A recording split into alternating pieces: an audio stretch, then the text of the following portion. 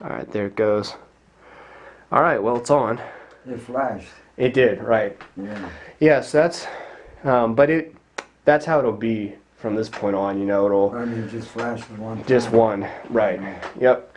And then and you can come over if you want to look real quick and see. No, that's Okay. okay. Okay. But yeah, so it's on for right now. Um, yeah, that looks, I like that. I like how the screen is positioned. All right, so how is everything, Pap? So we're gonna start talking. Yeah, we'll start talking a little bit. Um, did you like playing golf today? Yeah, that's what I was liking. I was thinking, I said, how nice it is going out with my grandson Stephen and his dad Russ. Uh-huh.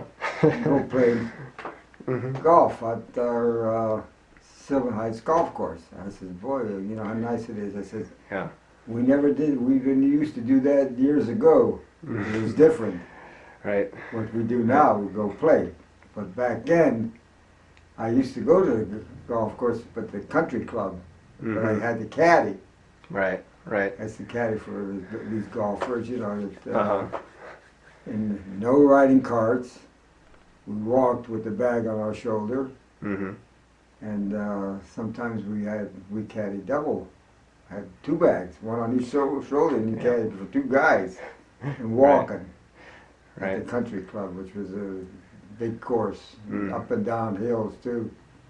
And I said, but we all did that. And I said, like, I was talking to a guy, as a young couple of kids, that they worked at the country club, you know. Hmm. I said, oh, did you? I said, do you? He said, yeah. I said, well, I used to caddy out there. And I said, Right. I said, I said, guess how much I used to make for 18 holes? Caddy 18 holes with a bag on your shoulder walking. Right. And he says, the kids that work there now, in this day and age, Hmm. he says, oh, probably about $5.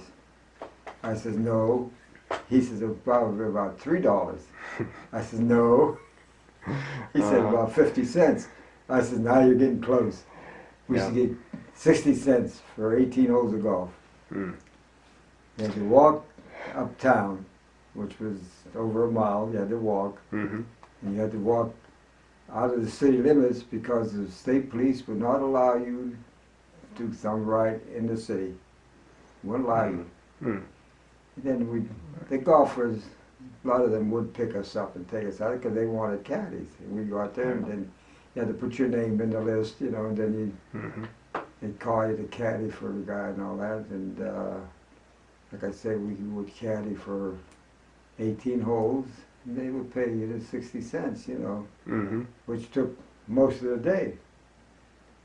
And all day, you know, by the time you get out there, by the time you waited to get out to caddy, and then you waited for a ride back home, then you had to walk from town, you had to walk back home. Now this is all going on in the late 30s Hmm.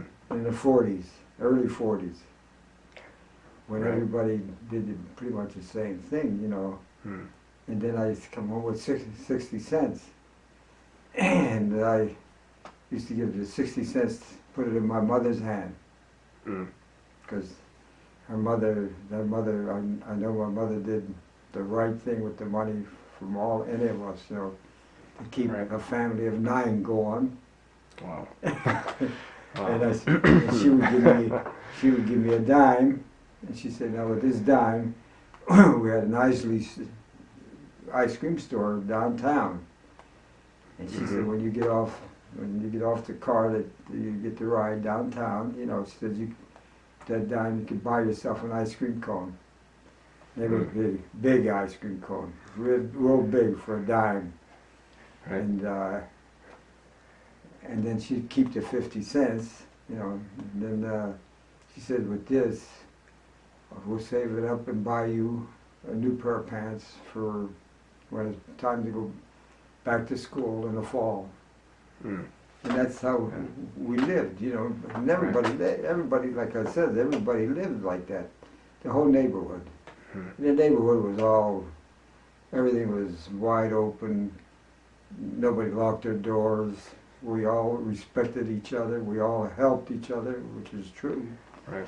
We helped each other. You know, we respected each other. We respected our neighbors, our older neighbors. And so we got through. Then you had the Depression, and we got through it pretty good. Right. And like I say, me and my brothers, we all sold newspapers. We caddied. We hunted for junk. Really? Hunt for junk. Really? You go up to stores downtown and then back to the town, and where they would throw their stuff away and see if anything they would let you look through it if you wanted to bring anything home, you know. Mm-hmm. Right. And Right. so we learned how to make do and how to exist, you know. Right. And then as we went along, and my older brothers all got married and left the house. I was the only one left in the house. Mm. My sister got married, you know, and I was the only one left at home, Right. you know. Mm-hmm. But like I said, it was nice. Like I said, we didn't. It didn't really bother us because everybody was in the same Yeah. boat, you know. Right. It's almost like you didn't even Yeah. know that anything Right. right. different was happening. And we did. We made our own Right. entertainment around the house. Really. It was empty field. We'd go play ball. We pounded we got a gallon can, Uh-huh. you know, water, and we made a basketball hoop out of it. We nailed it to the telephone pole, Man. and Yeah. Yeah. And that's. that was our, you know, we played basketball on the street, but there was no Wow. cars back then either. You know, Right. so you didn't have to worry about the street. Mm-hmm. And Mm-hmm. yeah, and we played that, and then we played ball. There was a field right next to it was part of St. Vitus Church, but it was an empty field. Mm-hmm. We would play football in there, you know. Hmm. And Right. so we would do different sports, you know. Right. We would sled ride down the hills in the street. Hill. There were no Really? cars, you didn't have to worry. You know, you could sled ride right down in the winter. Huh. And Yeah, so we made right. our own fun, you know, all of it. Mhm. And so we had, it was so different back then, so different. Right. And Right. Yeah. And what about the food? about what? Like the food. So you guys had gardens and everything. Oh, we all made gardens. Mm-hmm. Everybody, there was no lawns in our area, no lawns. Mm. You wouldn't dare put up a lawn. Right. You wouldn't be able to take care of it anyhow. Yeah. But anyhow, everybody made a garden. Mm-hmm. Planted all kind of food, different tomatoes, peppers, Mhm. onions, lettuce, everything. Right. And then my mother and my sister, they would can everything. We Mm. had everything in a can. And no refrigerators. But we had down the cellar in the little room we had, and had shelves there. We would store all Yeah. that stuff there, and it wouldn't spoil. Wow. It would keep her. Yeah. And that's Right. how we raised. My parents raised 9 people, Oh, 9 gosh. of us all together. Wow. Yeah. Hardly ever go to the store, you know. Right. Yeah. My mother used to bake bread. Mm. We had an outdoor oven. Wow. And my daddy get up early in the morning. Mm. He had wood, big wooden stockpile. We would get wood at different places, you know. Mm-hmm. And he'd fire up the oven, Mm-hmm. and all that would make real hot ashes. And then he had Mm. like a mop, a long mop made out of rags and Oh a my stick gosh. he made. Wow. He made himself. Uh-huh. And he would clean that all out, and then we'd carry the pans with the bread on the pan. They would Mm. carry it to the oven, and the neighbors would come and help us, because my mother used to make big, round loaf Right. of bread. Yeah. And the neighbors used to come over and help us carry it, because we had to carry it. It was in the house next to us, across from us, Uh-huh. at the end of the yard. But Right. everybody could use, we could all use it. We were all allowed to use the oven, you know. Oh, nice. Okay. Uh-huh. And then we'd, carry the bread. Yeah. Okay, there it goes. Yeah, so so all the neighbors would come and you know, help with the help bread. us carry the bread. Then my mother Yeah. used to give them some bread. Yeah, really for And, their troubles. Oh, yeah, everybody, oh, it was so different back then. And, And that bread, I mean, can you even get anything like that nowadays? no, You know, no. no way.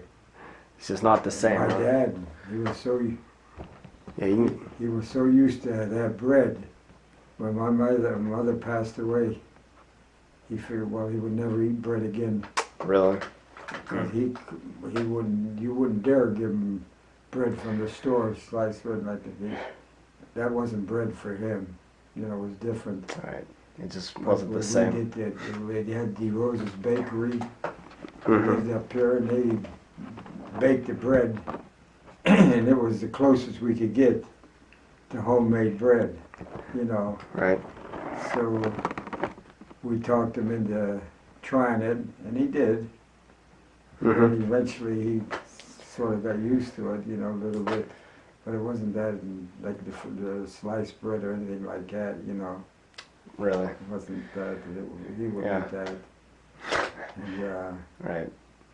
yeah, and So yeah, yeah, and but all the food was really good, right? I mean, Oh, everything, everything was homemade. right? Everything was good, right? Hmm. Yeah, and oh yeah, my mother used to make. Uh, Perfect. Okay, so we're going. Okay, so we were talking about you know, how good all the food was because it was, you know, homemade. yeah. So, you know, so and then talking about the garden. So was there ever a time where, Well, we had the you, garden. uh-huh, When we had the garden, it was about, or at least, let's see, at least a couple miles. Well, we had the garden in front of the house, mm-hmm, and all kind of plants, everything. You know, every Mhm. inch of the garden was planted with some food. Mhm. You know, something that you can. But that was just minor compared to what we had a couple miles away. mm, There was a plant down Mahoning Town that permitted you. They had an empty big farm area up. It was, like I said, a couple miles away, and they would Mhm. permit you to plant farm there. You know, the farm there, and then so we had that up there. Now that was like a real farm, Mm. and we did everything by hand. Everything Really? by hand. No machinery, nothing. You dig with the shovel, you rake and do this and do that, and you plant this and plant that. My dad made a little teepee like out of corn stalk, so we can go in there and refresh and eat a little bit, mm-hmm, and be a little cooler, to get out of the hot ground, the hot out in the sun, you know. He Mhm. made it. He made the whole thing like a teepee. Really? Well, Wow. you know, I still remember it. It was something out of corn stalks, you know, and it was nice. Wow. Right there, you know, it was right on the farm. Right. And then, like I said, when it come time to harvest everything, then we had to get that all home to our house, which was a good couple miles away. Mm-hmm. And the story about the tomatoes, me and my brother the next one to me, my dad had a wagon. Where he got it, I don't know. Because back then he didn't buy nothing unless, you know, but he bought Right. a wagon and he put boards on it, like, so we can get about 3-4 bushels of tomatoes on it and Mhm. take it home, you know. Right. And we did. We filled up the bushels, which was a lot of tomatoes. Right. And me and my brothers were wheeling it home.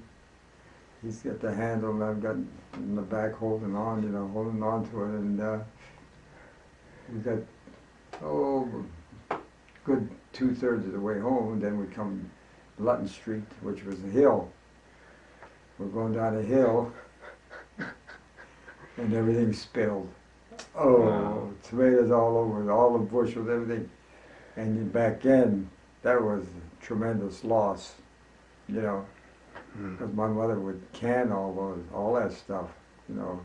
Right. And she'd make sauce with it and can it, and she needed it all, you know. And so me and my brother, oh, we went berserk. We start crying. We were little kids. We start crying and everything else. We didn't know what to do. But anyhow, my dad and I, they forgave us, and we started all over again. Oh my gosh. And but we used to do all that. It was amazing what I could do. Then we had inside the house we had a coal furnace, coal. Mm. The guy would come and we'd buy coal off him, and one part of the cellar was all coal. That's where he kept the coal, and we would use that when you light the furnace in the morning with paper and wood. And then you'd every so often you have to go down and put a couple shovels of coal, keep it going, you know. And so, and like I said, we had no refrigerator. We had what eventually then we got what they call an ice box, and it wasn't too big. And on the top part, the iceman used to come around to the house with a hoarder with a selling ice. We buy it and put it in the top of the ice box, and then you could put some stuff in the bottom part of it, you know, keep from Okay. spoiling.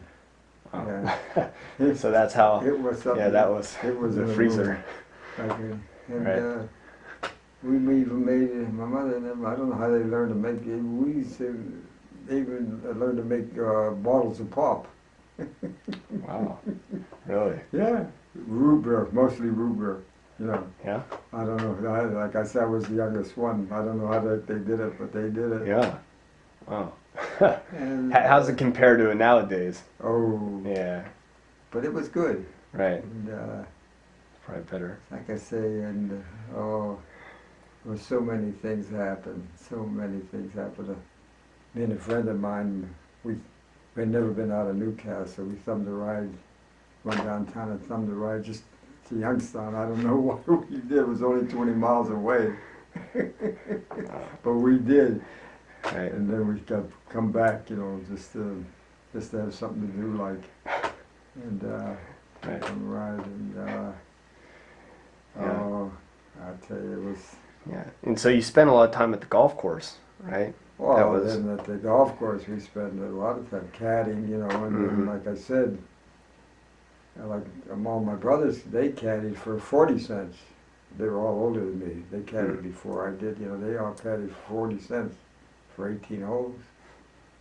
Mhm. And then later on, like it gave a little more money. And so, what was I going to say? Yeah. I forget now. So and so what? So the people you caddied for, they weren't suffering as much, you know, during the Depression. Oh, no, would you say? those were the money people. They had the Right. businesses. They belonged to the country club. Hmm. They had all the businesses, you know. Oh, no, they didn't. They had So the they were money. doing okay. So some people were doing okay. Well, back then. because back there you Yeah. had the rich and the poor. Mm. Capitalistic system, that's what it is, the rich and the poor. Right. It is rich and the poor, and we were Mm. the poor. We had Mm. nothing, you know, but, what was I going to say? I forgot Yeah. now. So, but they were, you know, they were decent people. Oh, Would you yeah, say? yeah. Yeah. Oh, yeah, What- they were treated. So like, so what, that one time you were caddying for that person, and what, and then one time you wanted to play, right? Was it like on a, Well, yeah, and and so we caddied for a good while, and then Right. what they did, they decided to let us play golf hmm on a country club, but Monday morning, and you had to be off the course at noon, hmm but you were allowed to play, which, well, oh man, we thought just like going to heaven, you know, hmm 'cause we all loved golf. Right. Right. And so we had the old wooden shaft clubs, you know, we threw them across the fairway to each other, you know. We didn't Wow. have full sets, you know, nothing, Mhm. couldn't afford nothing. Right. But we played, then like I say, I still remember Mr. Cooper, who was the boss down down the mills down in Mahoneytown. And I caddied for him a number of times, you know. I always did my best, you know. Never lost the ball for him and everything else, you know, you had to watch. And I asked Mr. Cooper, I said, Mr. Cooper, I said, you think I could use your clubs Monday morning to play, you know, for us to play? And he said, yeah. He said, I'll leave word with the caddy master, and you can go ahead and use my clubs. And I tell you what, it's hard to describe the feeling I had. I thought I died and went to heaven. Believe me when I say that. That's no exaggeration. To use that bag of a full set of clubs, with bucket balls in there and everything, and so we started using them. But then we had to make sure we were off the course at noon, you know. Right. And then got a little older, going to school. My brothers all had to quit school to go to work, to do different work. And then, like my older brothers, but me, it's only me and my one brother who graduated from high school. They graduated. Right. But the other one, they had to go to work. They do a lot of work. Yeah. Were they working on the railroad? Well, that it was they just did different things, you know, right. All different things until they got a little older. Then they got a job on a railroad. All right, there it goes. Okay, so you're mentioning, you know, some your brothers were, you know, had to go to work. Yeah, like I said, they couldn't graduate. Not too many kids graduated back then, because they all had to find something to do, you know. They were tied up, and my one brother, Stanley, which he's passed away now, but he thumbed the ride all across country, all the way across to California, and working his way there. Like sometimes they'd hop on the robo cars, and then then they get off, and then they would ask people, says, you want your lawn mowed, or you need any work done around it, and they would hire them. They would do that, you know. So that's why he had money to eat something, and sometimes some of the people would even give him food. And he got there. Then when he got there, he joined the CCC camp. So then they were doing back then during the Depression. They had the CCC camp, and they had the WPA, which they should have today. They should have them both today. The WPA and the CCC camp did fantastic work all over the country, all over the country. I've seen it with my own eyes. I know places where they build walls in Newcastle. Place I remember in Tennessee too, when I remember different things they did. There was a bridge and that. Really? And they used to get in the CCC camp. They used to give them $25 a month. Send $20 home to the mother. They keep $5 for little expenses in the camp, like, you know. Right. So that helped that helped a lot. You know, you'd be surprised how much that helped, you know. Right. And, yeah. Like I say, we all had to work. And, right. But so you were able to graduate high school, though? I ended up graduating in high school. And what high school was that? Newcastle High School. Newcastle? Yeah. And in what year? What year was that? Well, it you was graduated? In 44, I think it was. 44. 44. Okay. Yeah. Then after that, I got drafted in the service. I volunteered to go to the Navy. I was 17. See, and when you became 18, you had to sign up for the draft. You had to sign up, so they knew you existed. But when I was 17, I volunteered to go to the Navy because I had a couple of my friends that lived on the street. They had already been drafted. They were a year older than me. They had already been, and they had a choice to go into the Navy. So they both went to the Navy, you know. Mm-hmm. And that's where I wanted to go. I figured maybe I'd be, you know, with them. Mm-hmm. And so then they was when you went to Pittsburgh to sign up and all that, and they'd ask you, well, what branch of the service you want to be in, you know. And I told them, I said, the Navy, you know. And then you come home for a week, get all squared away, get ready, and then you had to go back. And when I went back, they asked me again, said, what? I said, well, my paper signed the Navy, you know. And they put us all in the infantry, all of us, because they were taking tremendous losses in Europe, the Battle of the Bulge in Belgium. They were taking, you know, they needed infantrymen, you know. Right. And so I had to go, and I went to Camp Wheeler, Georgia. So, was it that even before that, you were wanting to go into the military, but then your mom said, no, you need to finish? When I signed up, Uh-huh. I think you just volunteer for the Navy, and my mother wouldn't sign the paper. She said, you go finish high school, they'll get you soon enough. I remember that, right. Right. And then I got to graduate. So she was really influential in Oh, yeah. you Yeah, graduating. because they would have took me if she would have signed, even though I was 17.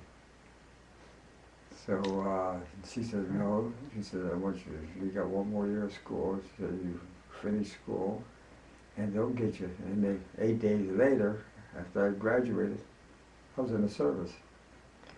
For Camp Wheeler, Georgia. That's where they sent you initially. And Okay. I had never been out of Newcastle, I think, one time. So we went there, and I figured how many, 15 weeks or something like that of basic training. You learn to do everything. Everything. Shoot rifles, and you had to hike many miles. At the end, I think it was like a 30-mile hike. You had to go, you know, and back. Different things like that. And this infantry training. There was no, it was training, you know. But we were lucky. The sergeant we had, he was Sergeant Burks, I'll never forget him. He was a heck of a nice guy. He was, but he would, and like he would go to town. He said, now you guys know what you're supposed to do, and you know, he would leave us go, and we'd do it. You know, we would do it. Some of the sergeants, man, ooh, they got on their men, I'll tell you. Man, oh man, oh man, I'll tell you. The one sergeant in the barracks next to us, he said, I don't know what the guys did in there, but he made them all, they call it falling out, where you come out of the barracks and you stand in front of it in a group in a line, you know, with the mattresses and everything. He made them carry everything outside. I still remember that now. Wow. He was tough. You could hear him when he was training them. I mean, tough. Our sergeant, which was like a miracle back in them days, you know, because there was no monkeying around. You had to be ready to fight, you know. And but he was a good guy, and we, in turn, would keep some of the guys that wasn't doing. We would keep in line. Everybody, you know, would say, come on now, you know, Sergeant Moore wants us to do, we cooperate with him. I still remember that, and it was different, you know, compared to the other guys. But we had to go through it all. And the guy next, in the barracks next to us, boy, he'd make him march, you know, and kind of, you know, and say they had 1, 2, 3. Then at the end of the training season, big field, each what they call them, well, each barrack, as many guys was in a barrack, or what they called them, they had a contest, and they would march, you know, and they wouldn't count or nothing. They would just tell you what to do, like right face, left face, do this or that, or not. And all this, there was four companies was in like a battalion, and then you would have this contest at the end of your training in this big field and all that. And like I say, our sergeant, everybody figured, you know, he was an easy guy, easygoing guy. So we were training out there in the field, and the guy that was next to us was real tough with his guys. He always had them marching and doing this and doing that, you know, and all that. Where Sergeant Burke would, he'd make you do things, you know, he wanted to make you get over, but it was different. And then after we all took our turns marching to, you know, doing whatever had to be done, part of the contest, and they wouldn't talk, they would just tell you, they wouldn't say, have 1, 2, 3, they wouldn't do that, they would just right face, rear march, you know, that's all they. So you were like on your own, you know. Here we won the contest. Then I thought that sergeant next to us was going to go. He couldn't believe it. They got beat. We won it. I'll never forget that. And that was part of our training. Then after when you come home on vacation a little bit, and then had to report to Fort Lee, Maryland. And I reported Fort Lee, Maryland. I said, oh boy, we're going to Europe. I was hoping we would have went to Europe. Okay. And here... right, so you were hoping that if you went to Italy, that you would basically... Well, at least I would get to see them, you know. Right, see your family over there, right? Because, you know, if we went anywhere in Europe and, and going to Fort Lee, Maryland, which was east of us, I figured, well, we're going to go and we're going to New York and then ship over to Europe. Here they sent us to California. From there, across the country. We went to California. I said, oh, yeah, I was so disappointed. And we did just a little wee bit of training, and then we boarded the ship. And that's when we went across the Pacific to the Philippines. And you had to zigzag, and you had a convoy of ships, you know, but you had to zigzag because of the Japanese subs. You couldn't go straight, you know, where they would get you, you know, we zigzagged all over. And then we ended up in the Philippines, in Manila, in the harbor. And you had so many sunken ships. The Japanese, when they their first war was against the Philippines. When they first fought, you know, they were all in that same area, you know, over in Asia. And I couldn't believe it when I seen all those ships sunk. I said, holy mackerel. And but we got off and did some training there, and we were getting ready for the invasion of Japan. And here, we slept in tents there. We slept on a cot. But you had to have a mosquito net over you, because the mosquitoes were, I'll tell you. Right. And it was hot in the Philippines. You think it's hot down south where you live? It was hot there. We were all 18 years old, 19, you know. Right. It was, you know, it wasn't no big deal with us. Right. So we were getting ready for the invasion of Japan, and here, we were supposed to meet. Okinawa was, the island of Okinawa was a little closer to Japan. And I had a buddy that he was stationed on Okinawa. They were getting ready for the invasion of Japan. I had a golfing buddy. We were supposed to meet them there from the Philippines, could meet them there and then get together and invade Japan, you know, which would have been another zillion of us killed, and plus them. But so President Truman was the president at the time, he dropped the atom bomb. The Japanese didn't want to surrender.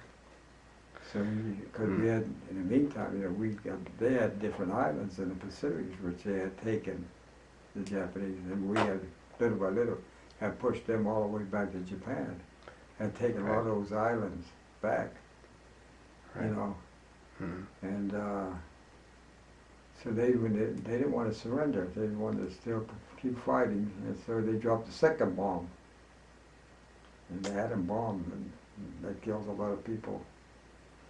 Right. And the two guys that were flying the plane, they didn't even know what the atom bomb would do. They didn't know much about any of it. They just dropped them, but they didn't know anything about it. Right. And then after the second bomb, the Japanese did surrender. Yeah, finally. So we didn't have to go into it. And like I say, if you had back in, to get a high school education, that was something.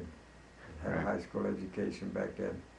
A lot of guys had to quit school and go to work and do different things to help the family. But so what we did, I had a high school education, you know, and they knew it, and so they kept us in Manila, which was the capital of the Philippines. And then when the troops went into Japan and they released all the American prisoners that the Japanese had caught on, what the heck was it, off of the Philippines there, I forget the names of the place where they had, they making march, you know, and really abused them. With really the battalion. And they went up, what the heck, it was part of the Philippines. Oh, I forget the name. But they made well, it was Bataan. Right. It was a Bataan death march. A lot of them have died. And but see, before that, the Japanese went up and down the Asian coast, butchering everybody. They raided China. Back then, China didn't have nothing. They couldn't fight back. They couldn't fight. We helped them as much as we could, you know. They couldn't fight back. And right. so, like I say, they kept us there. And when they freed the American prisoners that the Japanese had, they took them to the Manila, Philippines, and we interviewed them. Found out all their history. They all got automatic promotions, and they tell us their history, what happened to them, and all that. I said, wow, if you hear some of them stories. Then what they did, they shipped them back to the United States. They flew them all back to the United States. And when they brought them to the Philippines, they had like we used to sleep on. It was a dirt floor. We had a cot, but it was dirt floor, you know, in tents. But they brought the Seabees in. The Seabees are the ones that do the manual work. They do all the work, manual work. Wooden floors in every tent.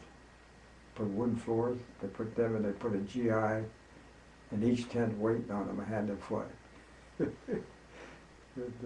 Yeah. Right. To welcome them back, you know. Right. Just because of. Yeah. Because they were prisoners on, they were abused. Right. And then I seen. And so the reason you were able to interview them was, because you had a high school education, yeah. right? Yeah, That they picked you. They had questions, you know, that they wanted you to ask them, you know, and all that. You had to have that's what they did. We had a high school education. They kept us there. See, the other ones went in, but like I said, the stories they had, oh boy.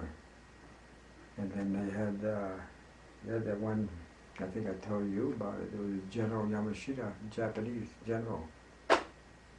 He was called the Tiger of Malaya. Went up and down the coast butchering everybody. So they were giving him a trial in Manila. They had a courthouse, looked like a place, you know. And they had four American generals and one Filipino general were the judges.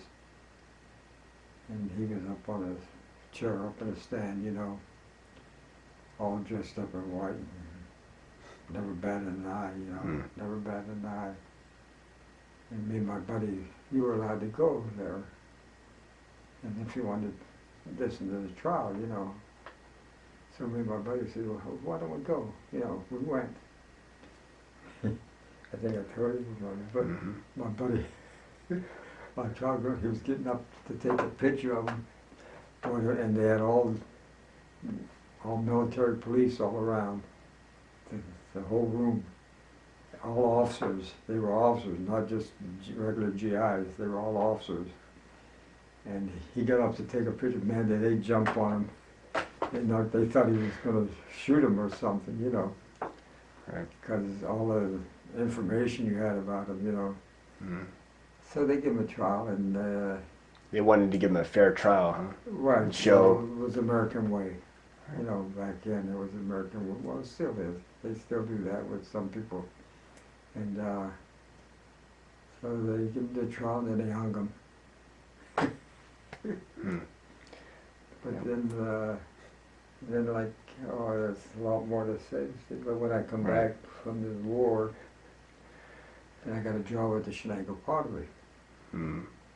And like I told Right. you, it was a nice place to work. And really, most of the people worked there were very skillful. And they made all kind of pottery, all kind of work. You name it, all different type of dishes and stuff. But the way they did it, from the clay to the end, I couldn't believe it. It was amazing. Amazing. Yeah, so they took it from beginning Right to the end, from the actual clay, and they made it. Right. I'll tell you, it was amazing. And they had 3,000 people working there. And that, Okay, there it goes. Okay, so today is the 18th of August. It's about 9:30 p.m. 2012. Yep, 2012. Yep, yeah, it's gonna be important. From So- 2012, we go way back. Wait, yep. Way back when my Way mother back. and father come from Italy, which was way back, a long time ago. And they landed in is that Ellis Island in New York? I think it is. They landed there. A lot of them come from Europe. But a lot of them come from Italy. And a lot of them, the ones that were working or checking them out, they changed their names for them, which is true. A lot of them, they Americanized the name. And they changed it, you know. And the one I know of definitely, my mother's brother, that lived in Lowville, Ohio. He come from Italy. And their maiden name was Divaristo. He ended up with the name Lalio. So quite a change. That Yeah. was now, some of them they just shortened the name, like, but kept pretty much where you could tell, you know. But that's what I could never. But I guess they changed the names, and when they landed in New York, you know. Did they keep your name, Esposito? Was that one of the ones they kept, or was that changed? Well, that was my father's name. But my mother's maiden name was Divaristo. And so her brother's name would be that too. But they changed it to Lalio. So all my cousins in Lowville are all, the whole family, they're all Lalio now. But, and it's been a long time ago when they came from Italy. Do you know when? You know, Huh? do you know which year? You know, like in general. Geez, you know, Yeah. I can't really think of that. It's got to be. Before the 1900s, like in the 1800s, do you think? Or I was born in 1926 here. So my oldest brother, Chuck, he had to be, I don't know. I was his, my oldest brother, Chuck. He was the oldest one in the family. was he born here? No, he was born in Italy. And he came here, they brought him over when he was 3 years old. And raised here in America. And when he got married, I'm assuming he was in his 20s. I was his ring boy. I was 4 years old. And back in the day, there was a silk suit, you know, and then I'd carry like a pillow in my hand. Oh, I tell you, I have a picture somewhere. We had a whole film of his wedding picture, all of us, and you couldn't believe how many was in the wedding.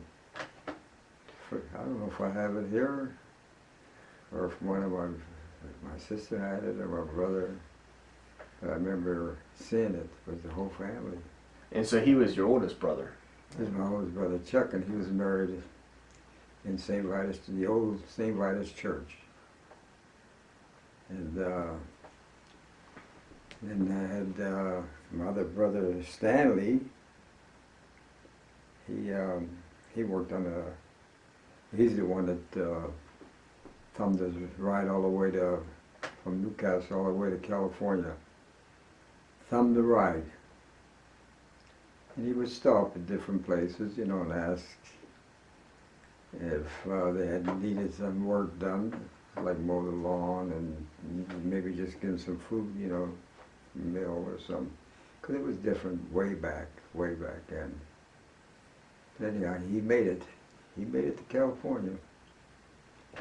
And sometimes he'd hop the freight, the trains. A lot of them did that.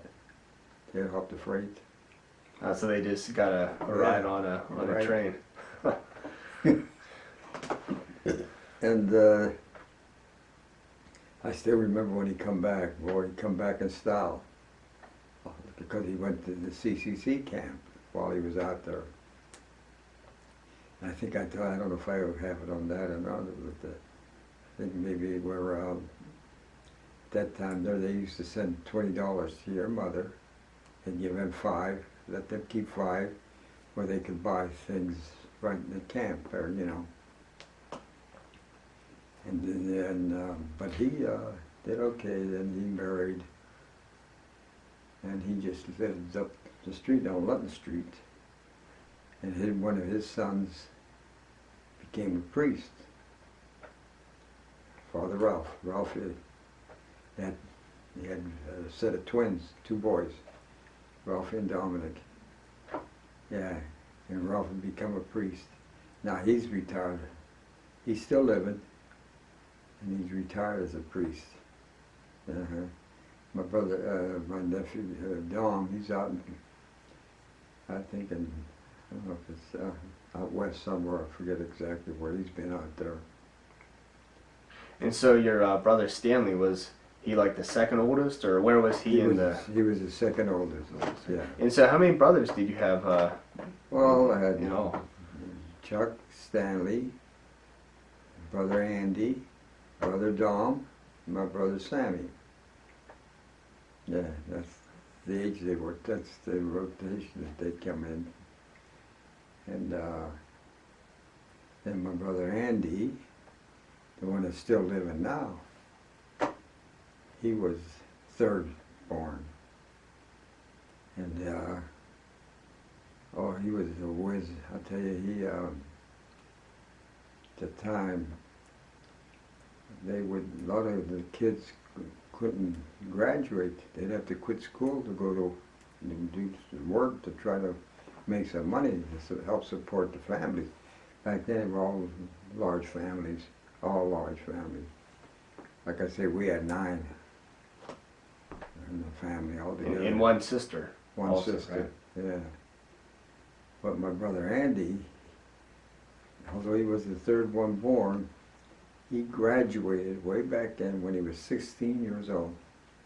He skipped grades. That's how smart he was. And then he married a girl from Morningtown. She's still living, Viola. And he had 3 boys, 3 sons. And my brother Chuck had 2 boys and a girl. My brother Stanley had the twin boys and another boy, and then one girl. her name was Angeline after my mother's name, but everybody called her Angel. And we still call her Angel. She's still living. And she's married. She has kids. And then after that, my brother, it was my sister Effie. Then she used to really help my mother out. She's the only girl to do everything, you know. And she had I think she worked at the pottery too for a while. Then she married a guy named Stephen Melnick. Fantastic guy, fantastic. And they had a girl, my niece Eva, and my Dave. Who else? Oh, Linda, Eva, Dave, and Linda. They're still living. Linda lives here. Eva and Dave live out west. I still hear from them once in a while. Send me cards at holidays and that, you know. But they were my favorites. I used to be up I used to be up at my sister Effie's house all the time with them. And my brother Dom, and he got some kind of accident in his leg. Oh, really hurt in here. You have to see it. Unbelievable. But he got married like later in life. He has two sons, one Dan and his other son Tommy, but he's out west, his son Tommy. And they don't hear from him very often, which they're not too happy about, you know. They want to at least know how he's doing, you know. And then, like I said before, my brother Dom's, his wife, I don't know what the heck, something, she got real sick. They had to put her in a nursing home.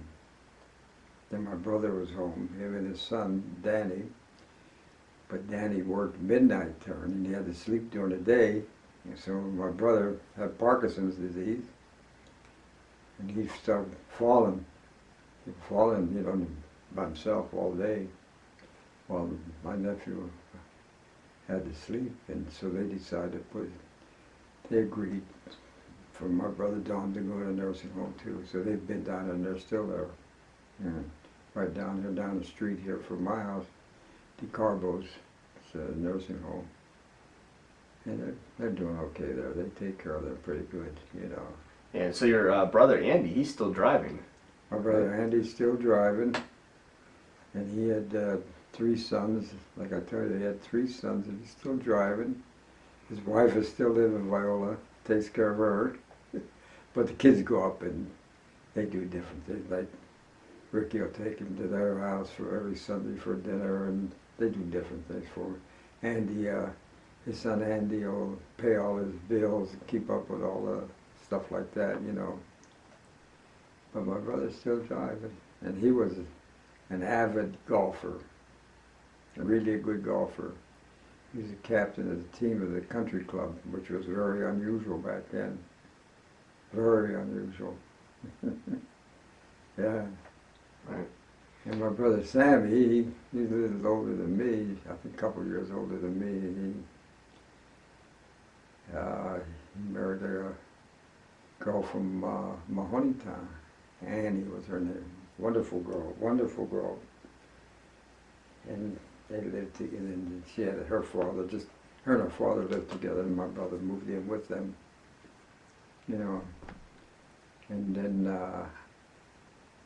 her father had a brand new Chrysler way back then. The first one had automatic shift, you know, on the steering wheel, the first one. And my brother Sammy, he was a car nut. He loved cars. I mean, literally, he loved them. And the father would let them, just practically gave it to them. Because they would come up to visit us from Mahoneytown, which was a couple miles away. They would come up to my mother's house, you know, and visit with us and all that. She was a real nice person. She passed away young. We had no kids, and what, like back then I was there, I don't know what really happened to her. So he come back home with us. So it was me, him, and my parents were living together. And how old was he when that happened? He probably was in his 20s, late 20s, you know, married. And we all lived on Home Street by St. Vitus, the old St. Vitus Church. And it was a nice neighborhood, really nice neighborhood. Back in the days, like I said, you didn't have to worry about locking your doors. Everybody helped each other. Everybody respected each other. And it was really nice, you know. And the church would have a lot of doings. They would have a lot of different doings, even back then. And everybody contributed like they did once, and they'd march up the street, and everybody used to put their, I don't know how they did it, their best blankets, they would hang them along the street years ago. I forget what the occasion was, some kind of saint day, you know, like, but there were, all the people used to, and they marched, you know, the priests and all that. But it was so different back then, you know, different than it is now.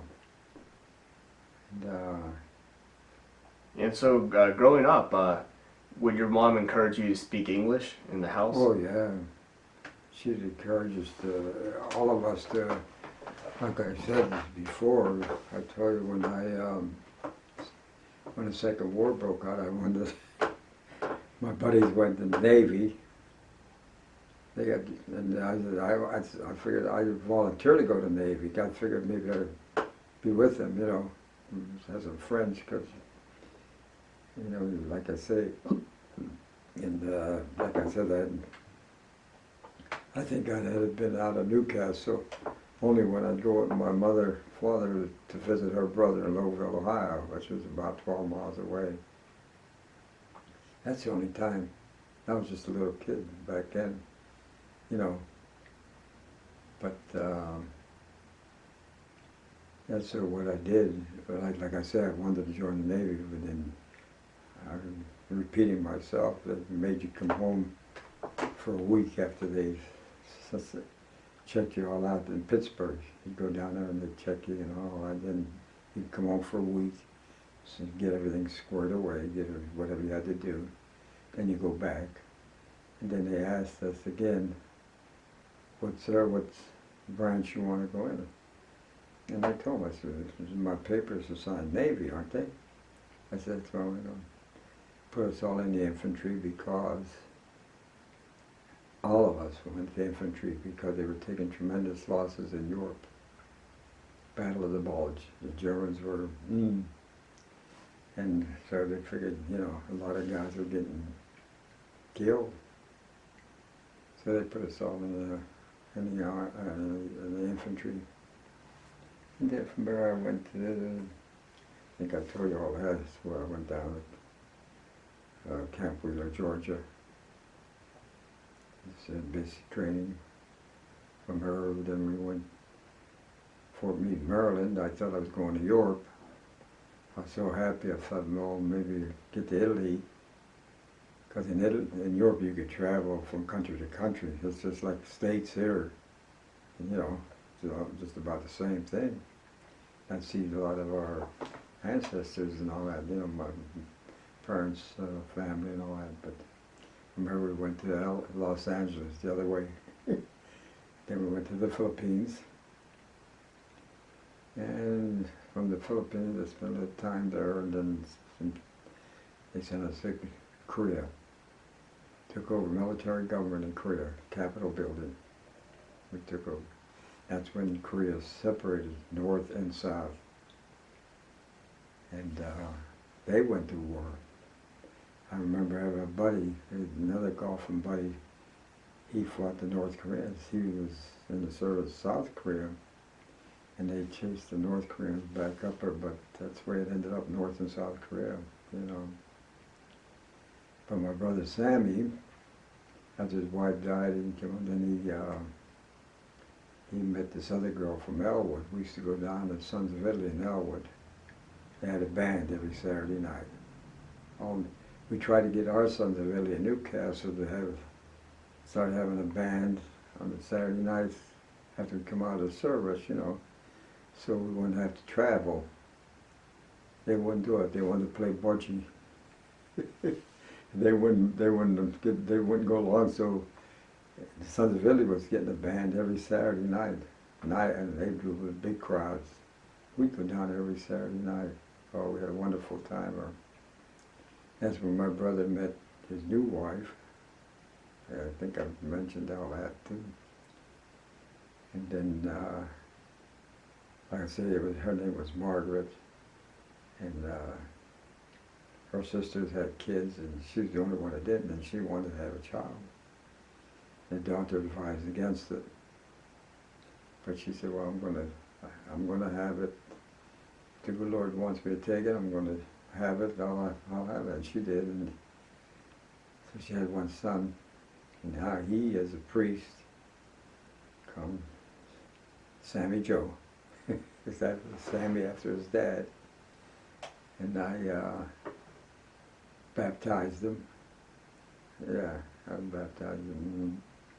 I stood for him when he got baptized, and then his mother, when she had him for about a week or so, she was doing good.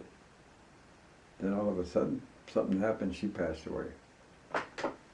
And then all his aunts, he had about 5, and grandparents, aunts, they took care of him just like he was one of them. And I think I told you already, when my brother, they invited him they fixed up a room at the house so he could stay at the house, you know, while they were raising his son, you know. Yeah, so they basically took care of him then. Oh yeah, they really did.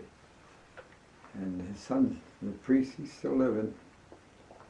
It's called now the Very Reverend Sammy Joe. Now when you like if you send him a card or anything, you put Very Reverend. You don't just put Reverend. I don't know why, but I know I sent him a birthday card just recently. I think he's 60 or 61 now. I know with my daughter Nancy. And like I said, then I added my daughter Nancy and my son Michael. And they were doing pretty good. And they went to school. I sent them both to college. My daughter Nancy went to Slippery Rock. Michael, I forget the one he went down Pittsburgh it was for a while, then he dropped out of it. He didn't like college. And then he went, oh, I don't know how the heck he ended up. How the heck he ended up in, oh, he met this girl. He met his wife, future wife, at the school they were going in Uniontown. It was like, in Pittsburgh, it wasn't Pittsburgh. And so he decided to move to Uniontown with them. And they eventually got married. He had a job with a car dealer or something like that. And she worked for the news. And she's still working for the Herald Standard in Uniontown. She still works for him. And then I told my son to take a test for the post office. And he did take it, and he made a good grade. You know, and then well, I was working at the post office in Newcastle. And so he took the test, but he was working for the car dealer, just, you know. And so I got in touch with our postmasters, because they used to go to meetings at Pittsburgh with the area postmasters, And he knew the postmaster from Uniontown pretty good. And he was Italian. So he gave me his name, and I'd call him. Oh, I can't remember any times I talked to him and everything. With Michael, my son Michael, made a good grade in the test. And they could call, like, even in my case, the postmaster could hire any one of the first three on the list. They'd have to hire the first one or the second, we could hire the third one. It was up to him, first, second, or third. And like I said, I called him, I bugged him and all that. And I asked him, I said, you know, I hope you don't mind. I said, you know, I hate to keep calling you about my son and all that. He said, no. He said, that's what a dad's supposed to do. I said, well, thank you. And then finally, I got the word where they were going to hire him. So I went down with him, and I went into the post office. I didn't go into the room where he was being checked and all that. I didn't go there, but I was in the building with him, you know. And he got the job at the post office. Now, after all these years, he's retired. He's 59 years old, and he's retired. Because the post office is left on one leg now. They're losing a lot of business because of all the, what do you call it? Oh, gee, see how I forget things.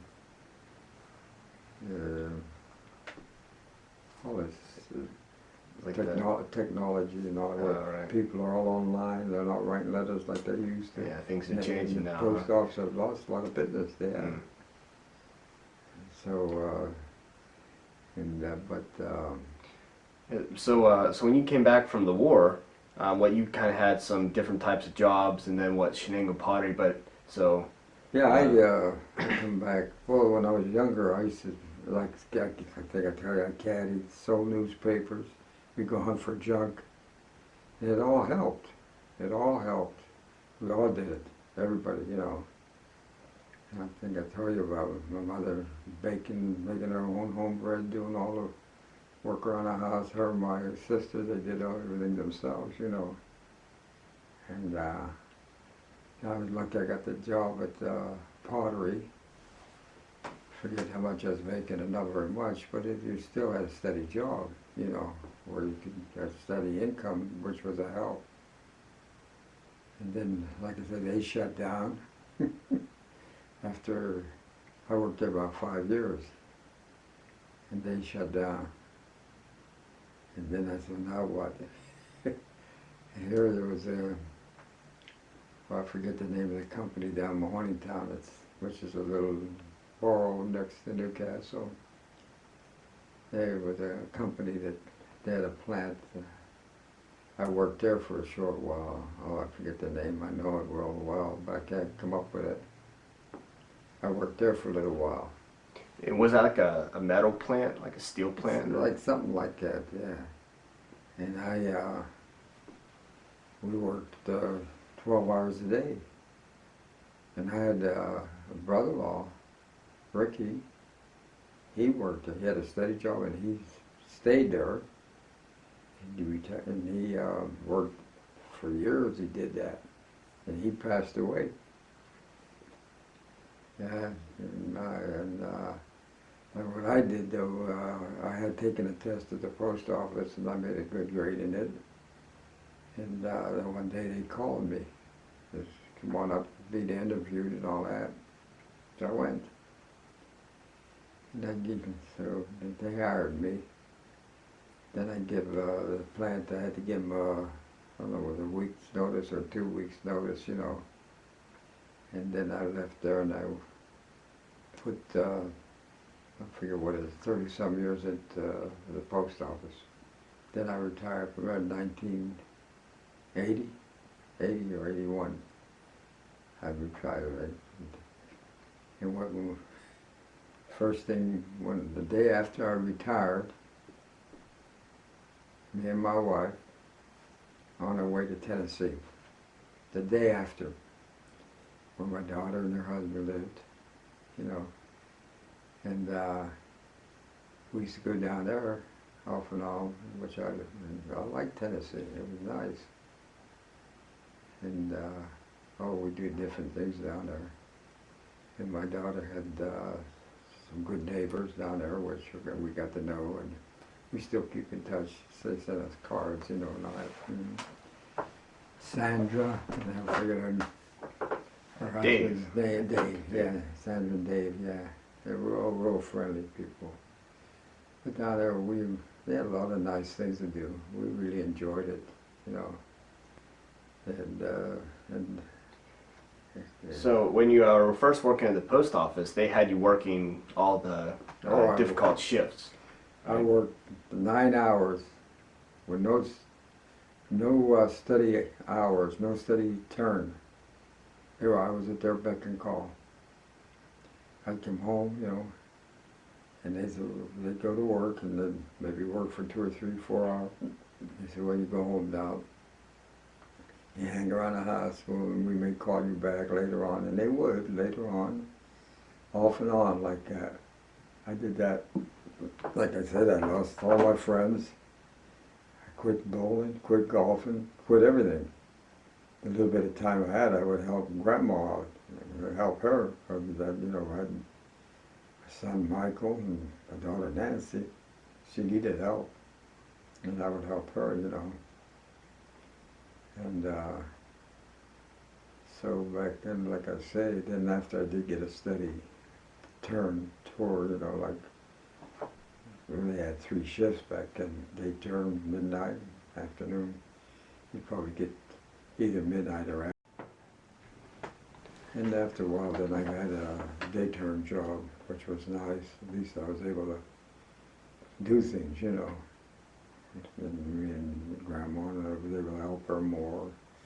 And then I started golfing again. But it was about like 10 or so years that are... It was almost 9, it was about 9 years.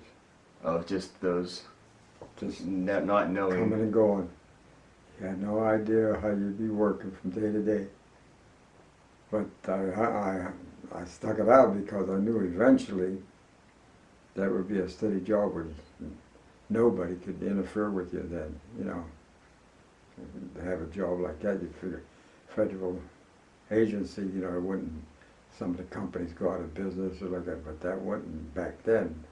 That was a steady everything, you know, but things have changed with it now too. There's big changes in the post office.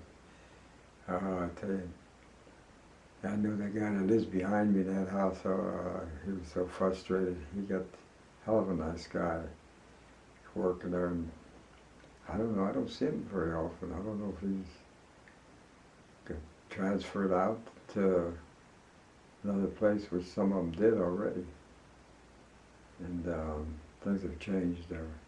And I talked to, in fact, I was up for a couple of days ago to Maryland, and I talked to the 2 clerks at the window. Not everyone's left there. Everybody else is, you know, Pittsburgh, Warrendale, Cranberry, if they can have a place, you know. So, but they said them too, they're going to stay there. They wait on people when you bring in your mail, and then they send it all to Pittsburgh, and then Pittsburgh sends it back, and it's crazy. It's crazy. So you mentioned that once you were on this steady shifts, you were able to play golf again. So golf has been something that you've been playing your whole life. Oh, I've been playing it, yeah. Well, we caddied, me and my brothers, we all caddied. That's how we were exposed to golf, you know. And like I say, us guys, they made us play every Monday, so we really got to like the game. And then I tell you about that one golfer out there, when they said, I tell you what, it's almost unbelievable when the caddy master even told us that we could ask the member of the club if he could borrow his clubs. Back in them days, you know, things were different. You would think you wouldn't even dare think of something like that, you know. But he said, no, you can go ahead and ask them, because they agreed to it. And like I said, that Mr. Cooper, I still remember him. and I caddied for them a number of good many times, you know. And before that, before they even thought about letting you use their clubs, you know.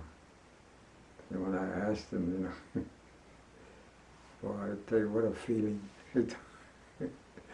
He said, I said, Mr. Cooper, have Warrior clubs for Monday morning to play with? Yes. He says, I'll leave word with the caddy master and you can use them. Can you picture that back in them days? How different it was? And because there was, you know, back then you had the separation of the wealthy and the poor. You know, it was different. And then, believe it or not, the country club back then, them and other places too, didn't want Italians. They didn't want them. Because I know the prominent Italians, like funeral director, and I forget a few others that I knew, they tried to get in there. Eventually, they changed their ways, and they let them in. But there for a good while, you couldn't become a member. Now you could. You could, you know. Well, it's been a while where you could become a member. And, but back then, boy, when he loaned his clubs, man, oh man, I thought, like I said, I thought I went to heaven. we couldn't buy our own clubs. You know, who had the stuff back then. Any money you had to go to your mom. So we could keep the family going, you know. And I got a little older, like I said, I had those, we used to do a lot of things, trying to raise some money. And then, like I said, I ended up 8 days out of high school. I was in the service, kind of the second war. My brother Andy had already been in it. He had already been in it from the beginning. They drafted him even before the war started because things were looking bad, you know. And my brother Andy went.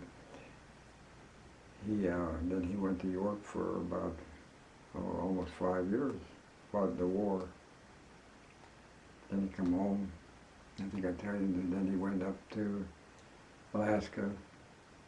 The Aleutian Islands, where the Japanese were on the Aleutian Islands, which belonged to America, and so they chased them off of the Aleutian Islands, and made sure they kept that. You know, then my brother come back to America, and he did get discharged. You know, but in my case, I think I tell you when I went,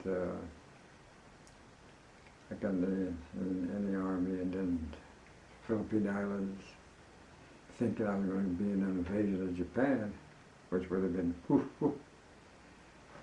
But when President Truman, when he dropped the bomb, dropped the first bomb, they didn't give up. He dropped another bomb, where, you know, when it wipes out a whole city, and that was the atom bomb. And then they did give up. And then all the GIs in the Philippines and the GIs in Okinawa, which was close. Like I say, a friend of mine, he was in Okinawa preparing for the invasion, which was a lot closer to Japan. And they went in on peaceful basis and they took over the government and everything, you know. And so I stayed in the Philippines, interviewed the GIs that came home from Japan. They were prisoners in Bataan Death March, which they were brutalized by the Japanese. I mean, really, I'll tell you. And they came to the Philippines. We interviewed them. You had to have a high school education. That's what they kept you there. And then they took care of the GIs that had been prisoners back there. Took real good care of them, got all the information they needed. They all got promotions. And then they sent them all back to America. They flew them all back to America. And And when I come out of the service, and that's when I start working at the pottery. I had 3 or 4 different places. My wife, Grandma Tina, worked there. Her 2 sisters worked up there too. Pottery. There was a lot. There was over 3,000 people that worked there for a little town like Newcastle. You know.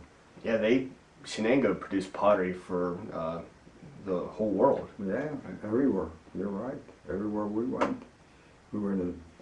They provided a lot for the military, when the war. They provided, for them. Everywhere I went, I always flipped the cup of the plate over, and they show all the guys. See that in Newcastle? And oh yeah, I don't know how they lost that plant. Oh, they should have had that to this day. They should have had it. They made ware for all the hotels all over the country, big hotels, and there were. I mean, it was exceptional. It was exceptional. Because I remember the one time while I was working up there, that a whole bunch of ware. It was all finished, it was all a whole bunch of everything.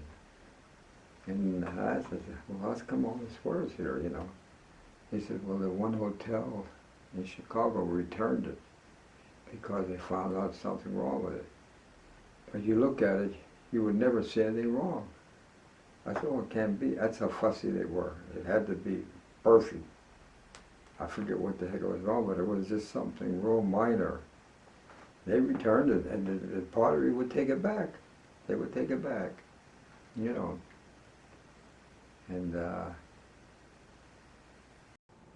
Okay.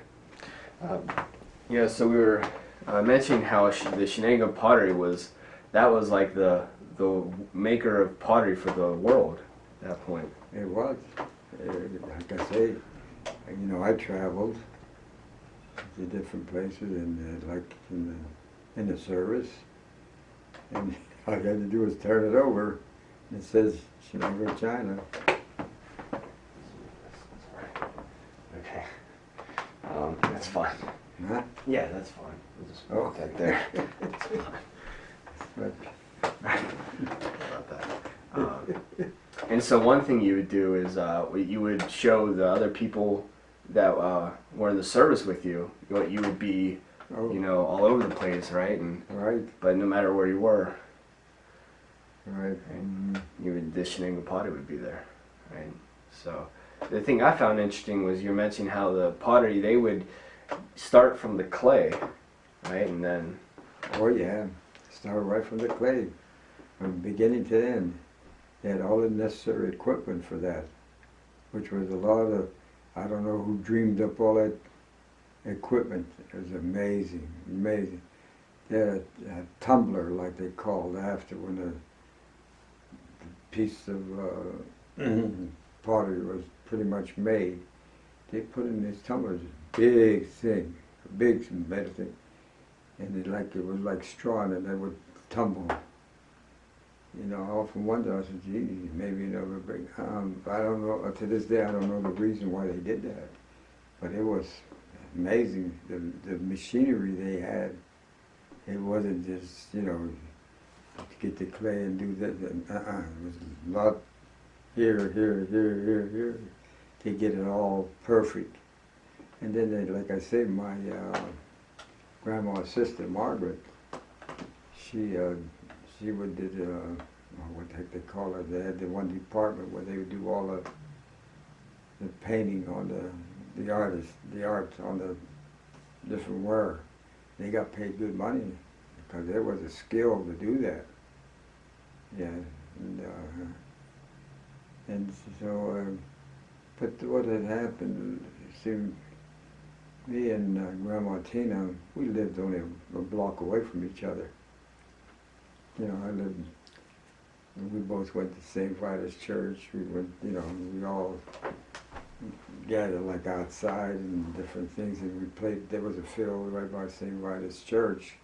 It was part of the area there where we would play ball. And the girls, hers, and 2 sisters, they'd come up and play ball.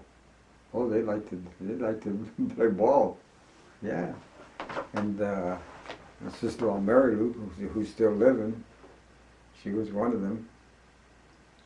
And yeah, and my sister-in-law Margaret. And I have Patty is out in California. My sister-in-law Patty is out in California. Lucille's in Texas. Yeah, they're all doing okay, you know. But Margaret and my sister-in-law Shirley, they both passed away. You know, but we were all back in, like I say, the neighborhoods were wide open, like everybody was real friendly, you know, nothing that, like I said, they just lived down there. And my Grandma Tina's dad was a barber. Now he raised a family with, let's see, there was Margaret, Mary, Tina, Shirley, Patty. And so it was a family of 6 plus then 8 barbershop back in them days. And he had the first car, only car in the whole neighborhood. It was a Chevy. And he would drive it. And it was the old type, you know, we had a gear shift on the floor and everything. It was so different. You had the brake and the clutch both. You had to coordinate them, you know. And he taught all his daughters, well, the older daughters, how to drive. Grandma Tina, Mary Lou, Margaret, they all learned to drive off in that car. That was way back.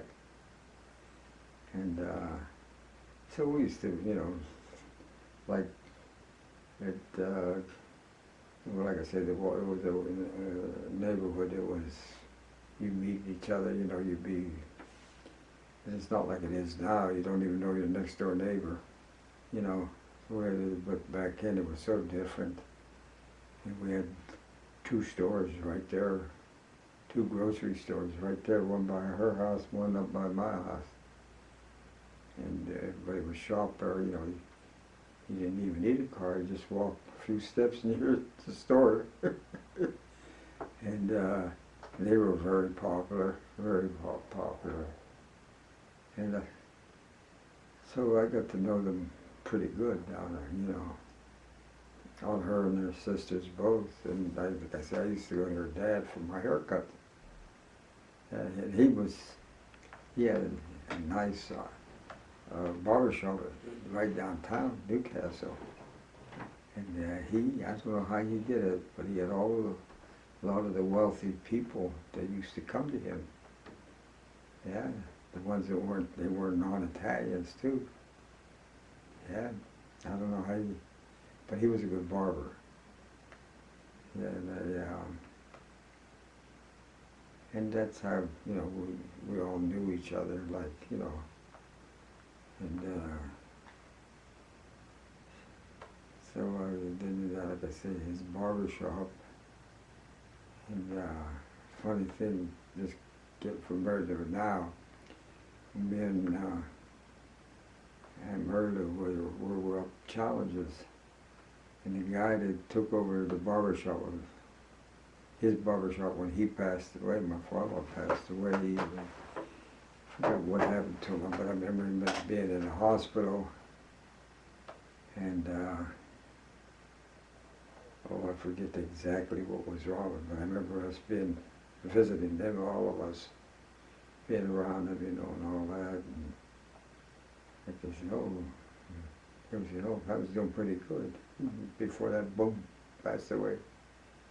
But up to challenges, me and Mary Lou, we meet the guy that took over the barbershop after, and I kept going to him, you know, because he knew, you know, he got the business after grandfather, and we were discussing the old days.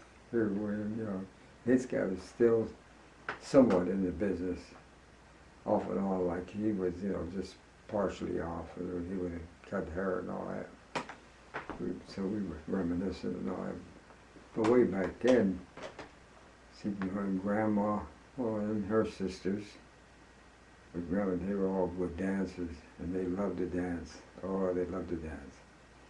And then we used to go like different places, you know, and I would take her, we'd go there, and her and I would go do a lot of things together, you know, and from way back in, even winter or summer, no matter what it was, you know, we'd go, and she worked at pottery, Mary worked at pottery, and Margaret, the three of them worked at the pottery. And you know, then I'd see her during the day too there, you know. There was a lot of women that worked there, a lot of women, because they had certain jobs which the women could do real good, you know, real good. I forget exactly what they call them. I'd take a board of, they had to wear on the board, a long board, and they'd have so much wear on it, like, and I was like what they called, when I first started, they called you a board carrier. You'd get the board and carry it to the girls where they had like a desk. But it wasn't a desk, a place where they would work on the pottery. They would work on it. Then when they got done with it, then you'd have to put it on the rack. You had to make sure nothing fell. But once in a while, everything would go. Oh, you should hear it. But all them girls are fantastic, I'll tell you, that part, you know. And so I knew Grandma, you know, well, and but there was a few other girls that wanted me though. She made sure they didn't give me. In fact, her sister Margaret, she wanted me. Yeah. Real nice person. She wanted me, you know, too.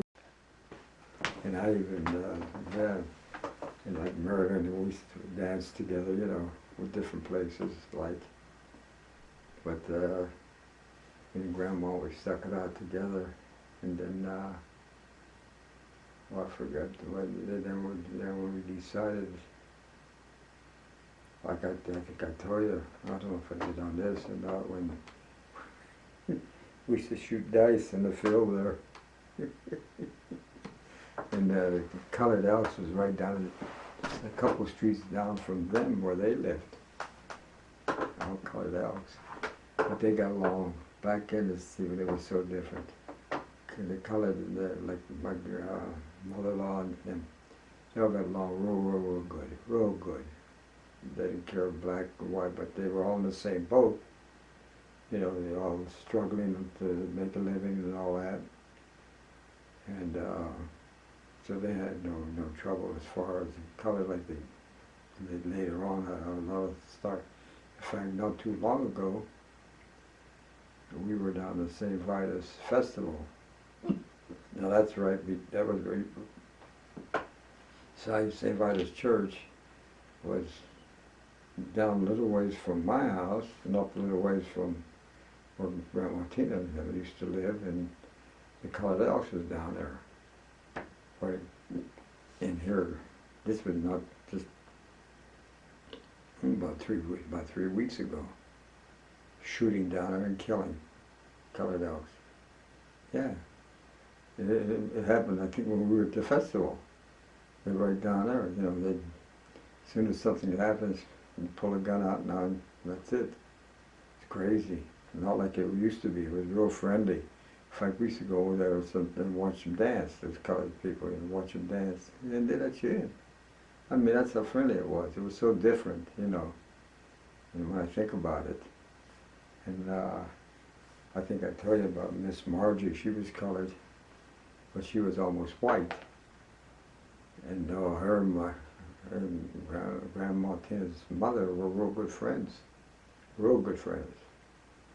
And she lived right across the street from them. And she was the one, I forget what something, I don't know if something did happen, and she told me, she says, to touch Miss Phil, he said, I'll cut your heart out. She threatened the colored kids, you know. I forget what it was, but I remember that. She says, I'll cut your heart out, yeah. And she was real friendly with all the whites there, you know, real friendly. They all got along good. But that's how we met, you know, we started going to dances and at the park. And then like we go all to the different, oh, what do you call it? Different places all over. They had the parks and what do you, I forgot what you call them, where they had all the rides and everything. Different places we used to go, you know. And so then we decided we might as well get married. And but I think I did tell you that one time. they were all sitting at the kitchen table. I'll repeat it. And they were having like just BS and picking on some food or whatever it was. And we were up a little ways up there shooting dice. And probably one of the stores called the cops on us. Because they didn't want us interfering with the customers or anything. And we run down to the house when we seen the car in her house. We went in their front door. Now mind you, this is during the day. Can you picture this? In the front door, to the dining room, to the kitchen. Hey, hi, hey. I said, well, hi. And we went out the back door and went up. Then they had the Newcastle Hospital, which wasn't too far from there, a couple blocks up, and it was on a high hill, like, and you had like grass and different things up there that you can more or less hide. That's where we all run up there and we hid up on a hill. And the cops are down in the street, just like in the movies. And then they left, and then we come down and we left here. But back in there used to be like a policeman would be on his beat was part of the neighborhood too. Back then they'd have one cop, like, you know, you get to know him, and we always got along okay, you know, with the cop. But he was strict, you know, the cop. It was so different than it is now. And he used to be on foot. There was no cars, you know. He'd be on foot, and so that's how I met her. And we went to so many different places. I used to take her everywhere. We'd go everywhere, you know. And then we had a big wedding. Decided we got married in St. Vitus Church. Then you had to, before you got married, you had to go with the priest. He'd ask you all different kind of questions about religion, and you better know about it, because we used to have Sunday school, you know, and every Sunday you'd go. They had nuns back there that were the teachers. I still remember that one. Oh, she was such a good person, but they were strict. But they're the ones that conduct the Sunday school classes, that would taught you religion, you know. And then Father Demeter, he had come from Italy, and he's the one that started St. Vitus Church. And the whole neighborhood, everybody went to St. Vitus.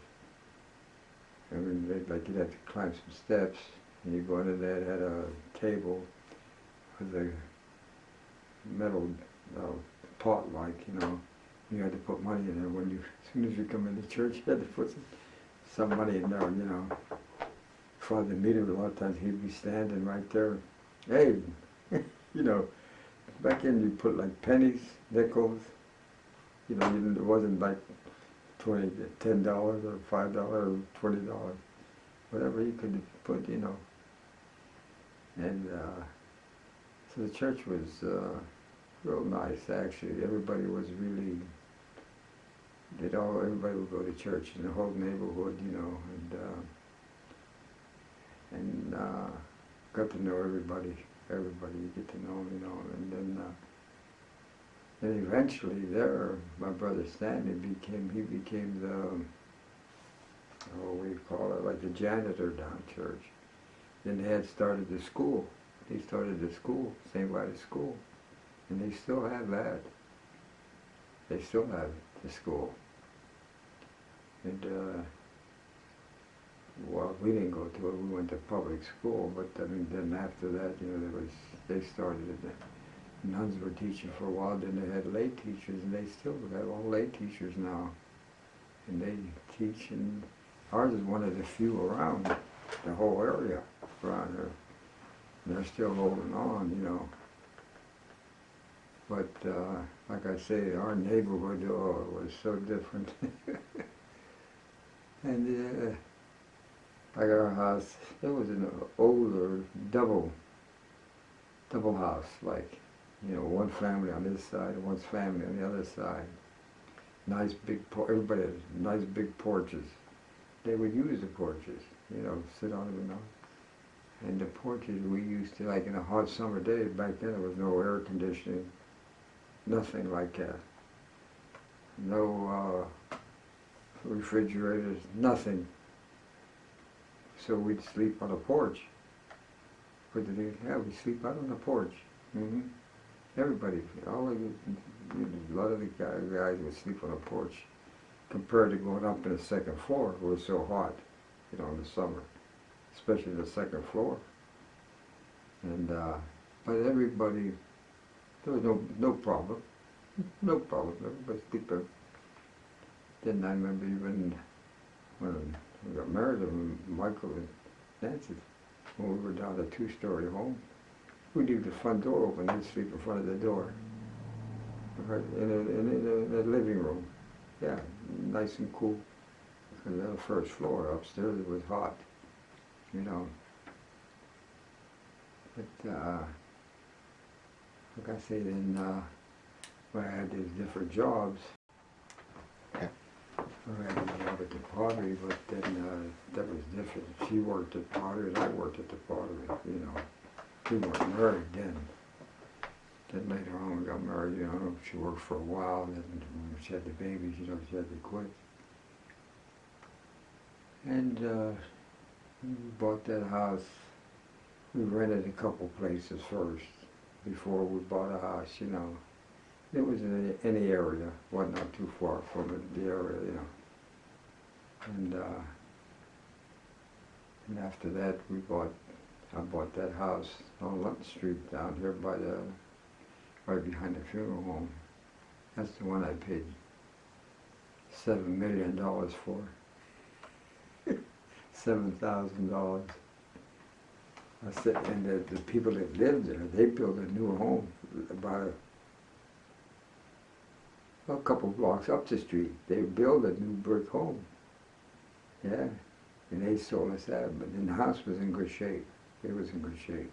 And we, you know, then I fixed a few things on it too, you know. And so there, when we lived there, it was pretty nice. The whole neighborhood was pretty, you know, friendly.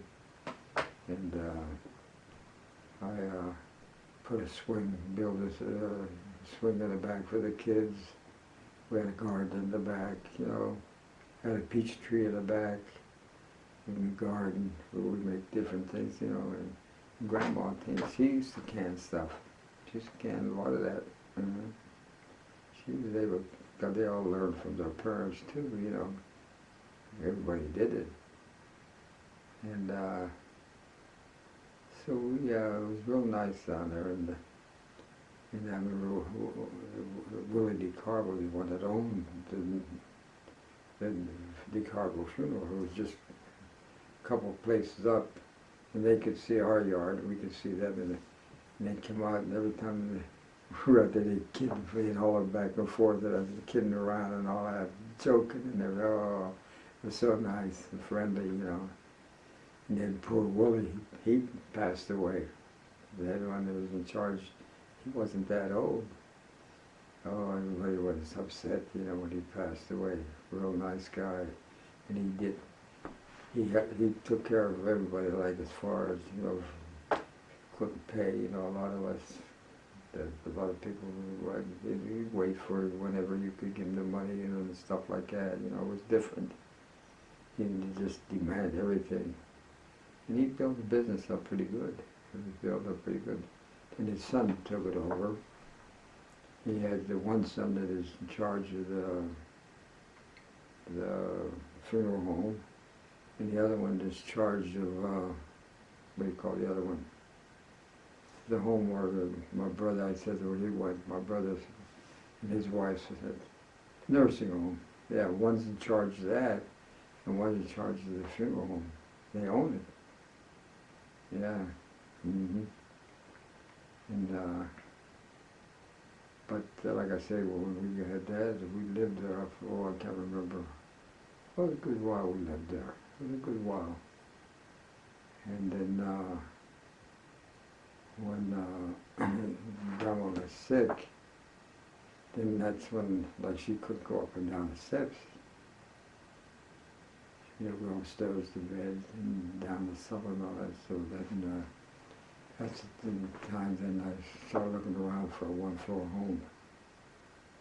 Well, by then I had worked, you know, post office, and I had made some money, and I saved some money. And then, like I say, I was amazed when I found this place. It was just a couple blocks up the street. I never thought I'd find one like this. And here, the guy that lived there, he passed away. And like I think I told you, and his wife, I put it up for sale. And so I said, oh boy, good. So I sold that house. That was my down payment. And then I started paying on this house, you know. I still worked, but back then they weren't making that much money. But then the house was reasonable. $33,000 is all I paid for it. It was reasonable. But that was quite a bit of money back in the days, you know. For the one down there, I only paid $7,000. Two-story home. Everything to go with the basement, everything. Like I said, it was in good shape. But I did things to it, you know, too. And like I did up here, too, I did a lot of things to this that needed to be done, you know. And then, like I said, when she got real sick, I took her everywhere. Took her to doctors in Detroit, doctors in New York, everywhere. Uncle Mike, I think, come with me to Detroit back then. He come with me. And we were driving in Detroit there, you know. We were going to the doctor's office. We were going down the street. And there was a red light, and we had to stop for the red light. The color guy come up to the car. It was warm weather. I had the window open. Oh, could you give me a few dollars? I got my car stalled back there. And he says, I'm going to need something, money to get it going, you know, and all that. And it was bullshit. And he was a drunk, you know. I said, I don't know if I give him something or not. I doubt it. And then we kept going, you know. But I still remember that. Then I remember the doctors up there too. Oh, they couldn't do much or anything. You know, everywhere I took her, you know. So then she passed away. And like one by one, her sister Margaret passed away. Her sister Shirley passed away. But the other ones are still living. Mary Lou's still living. And Lucille and Patty, they're still living, you know. In my case, everybody just, my brother Andy's living, my brother Don, and me, us three. The other three, my sister and the other three are gone. My brother Chuck's gone, my brother Stanley's gone, my brother Stan's gone, and my sister Effie's gone. But then my sister Effie, oh, she took care of me like I was her own son. She took care of me. Then when she married, I used to go to her house, and they lived over in Ohio, you know, go over there and all that. My brother Stanley, he wasn't too far from here too. When I was small, I always wanted to come over to their house when I was small, you know. And we kept in touch, you know, like that. We were still like a family. It was so different, you know. Yeah, and then Well, my brother Dom, he didn't live too far. He lived up the street, not too far away. So we used to go up there a lot. And Grandma, we used to go up there a lot. Well, my brother Dom's wife was from Elwood City. That's where he met her too. We used to go to Sons of Italy down there. The dances.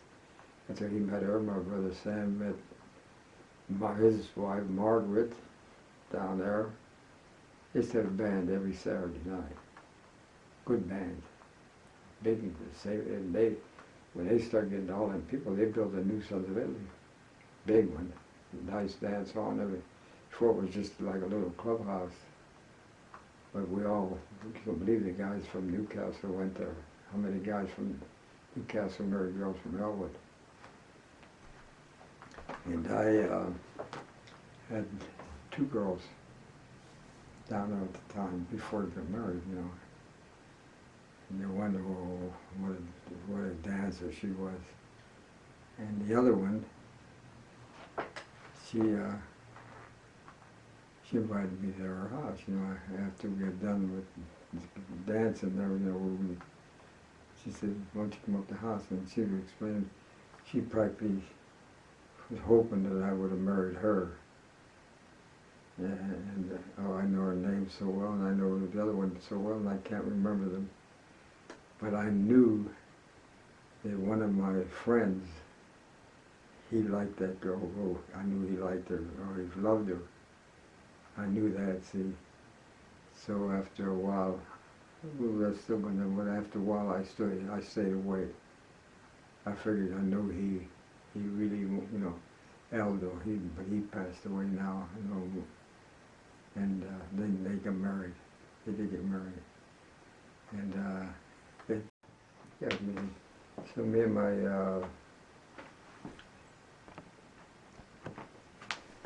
we had 2 real good buddies. We used to go together. Well, one buddy had the car, and well, back in them days, you didn't know if your car would make it to Elwood or not. And one day, we were going down there, going to the Sons of Italy. We get almost there, and there's a bridge before you're here. Right on the bridge, a car stalled. We go no more. Oh, I forget how we got it. I still can't remember how the hell we got to go on, but we did anyhow. And there was another guy, another brother. His name was Eddie. He married a girl from Elwood. But the other, well, no, him. There was another guy, Tommy. He married a girl from Elwood. And the girl that Tommy married, I still see her once in a while, you know. And then the other guys, you know, I still see them once in a while. And but the guys that still living, the only one of my real close buddies that passed away was Tommy. We called him Bumps. He lived right up the street from me on Home Street, where I lived when I was single. Knew him all life, you know. But the other 2 guys, Eddie and Norman, they're still living. And Eddie's wife passed away. But Norman's wife, he married a girl from Newcastle. She's still living. And Norman's still living too. He's got some physical problems. I see him once in a while.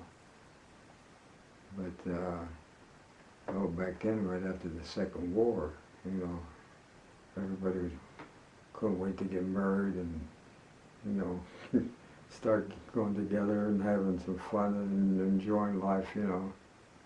It was so different. But we used to go down there, and then in fact, me and my brother, we used to go different places in a car. I forget where the heck we went there one time. I don't know if it was up in Sharon, dance or something, I forget exactly where it was. And we had the car and before us in there, and we're driving at night. Here the headlights went out. Dark night. I still remember how, so we seen this one big truck coming, big truck. We stopped it. He said, "Hey, you going to Newcastle?" He said, "Yeah." He said, "I'm going to Newcastle." I said, well, our lights are out, headlights are out of the car. I said, would it be all right if we followed you all the way there? He said, yeah, come on. Followed them all the way to Newcastle. Our headlights were out, but his lights, you know, and he had tail lights and everything were lit up. We were right behind him.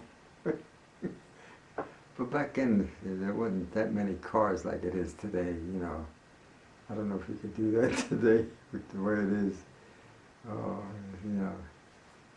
But me and, like I say, me and my friend, after we all got together, when they got married, me and Grandma was in their wedding, you know. And, yeah, because Grandma knew them all well, too, you know. And their wives and all that. We all became good friends. And then, like I say, little by little, this one passed away and that one passed away. And of course, me and Normie and Eddie, we're still living. The three of us are still living. I see them every so often, you know. And so, Stephen, that's about it. I can't remember much more. Oh yeah, that's fine. So you were mentioning the wedding and how the wedding was just, I guess you had a lot of people. With My wedding? Yeah, you and Grandma. Oh, yeah. We had they call it the King Hubbard Hall. It's not too far from here. Big hall, big hall. That's where we had the wedding. And I don't forget how many people were in the wedding. And I tell you, I tell you what, they have to take that album. Maybe tomorrow I'll take it out and show it to you. There's an album. I got a couple albums I got in there. A lot of pictures. You remind me. I'll show you tomorrow. I got them in the cupboard out here. I will. Yeah. You remind me, and I'll tell you, it was great. And when, like, I think I told you when Grandma passed away, she was in the hospital, and me and her sisters we were visiting her, you know, all around her. And like I said, then the sisters, and I forget who else, there was somebody else, too, a couple other people there. They stepped out in the hallway for some reason, I forget what it was, you know, because Grandma was like sleeping, you know. But I stayed right by her. Right, I sat right like the bed and I'm right there. And by then she was pretty sick, you know. And they went out there, and then all of a sudden I'm looking at Grandma's face. You could see all the blood drain out of her face. Everything turned, you could see it. All turned dark. That was it. So I called them on. Oh, they come running back in there and around her, you know. And I said, oh boy. And but that was the end of that. And then after that, I just, you know, just stayed by myself. But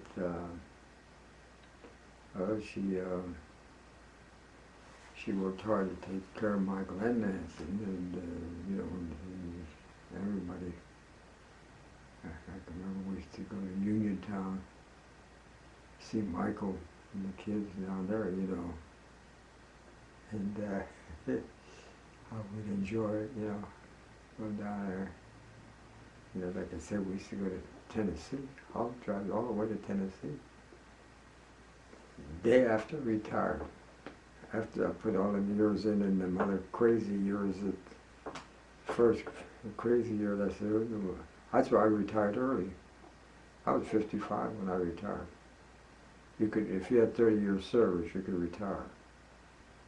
I told her, I says, I planned, I said, you know, all them years I didn't see it because they were away too. And then the first years or the crazy terms I worked was so different. I told Grandma, I said, I'm going to retire young. I said, but so I was saving my money and watching, you know, so we could, and I had a car, I had the heck was it? enough was a Buick. It had a real good car. It was a real good. It wasn't a new car, but it was a real good car. I could drive anywhere with it. I knew, you know. I used to drive in Uniontown. I drive, like I said, we drive all the way to Tennessee. Never had any trouble. Up in the Smoky Mountains and all that, you know, going up there. Oh yeah. Then when you drove there, and I remember your mother and them, they lived next to, oh, I got their names. They still send me a card at Christmas time. It's been years. And real nice, real friendly. And me and your grandma, we got to know them real good, you know. And I still remember the different activities we had in Tennessee, the different things we did. See, the ball, they had Final Four, basketball, football, up in the Smoky Mountains. We had that they had a golf course up there. You should see that. You're on one tee, you look down. Oh, God, you better not get too close. We played, me and your dad, we played it. We played it at one time, oh, I never forgot it. But different things down there. Oh, I got to like Tennessee. And they liked it. And I still remember me and your mother, it was like a place of circle, like, you know, different homes, and you could walk around the different homes. I still remember me and your mother were going for a walk, which we would do pretty often, you know. And here, this big dog coming down the street, down the circle. Big dog. I never seen a dog like that in my life. It was like a little pony. All right? Yep. Yeah, I was talking about my mother making homemade bread in the outdoor oven. And the outdoor oven was in the house right behind us, but we could use it, you know, both of us could use it. The people who lived there and our house, our yard went right into theirs. And to get that oven going, you had to start a royal fire in there. Really, really had to, like I was saying, when my dad got all the wood to start the fire. Well, what we used to get a lot down there was at the B&O Railroad. I remember they had, they got a platform there where they would deliver stuff. The railroad train come right up to the homes there, like, right up to the homes, right along the street, just like a car almost. And they would deliver stuff, so, but they used the railroads a lot. They had like, I forget what that, another thing was, they would haul animals too, pigs like, yeah. And I forget what and trucks would pull up to the train station and haul stuff away, you know. But so they used the rails, they used them every day, every day. That was a big business. So the railroad ties got worn out, you know, the ties, even though they were put in with spikes. I mean spikes. They're not like a nail. This was a real thick spike, like, you know. So when they would replace logs, the train and the rail logs, well, they would let people have them, you know. And like my dad, and I was telling us that he had the homemade wheelbarrow, wood, two things going down, and just flat wood and wooden board this way, so he could hold the log. He could hold the log, and he hauled. It was only a couple of blocks, but still it was a big thing from there to our house, you know. And then he would chop all that wood up, the saw, chop it, and like when he would saw for the furnace, to get the furnace, the coal furnace, you had to start it out first with wood, paper and wood, start a fire.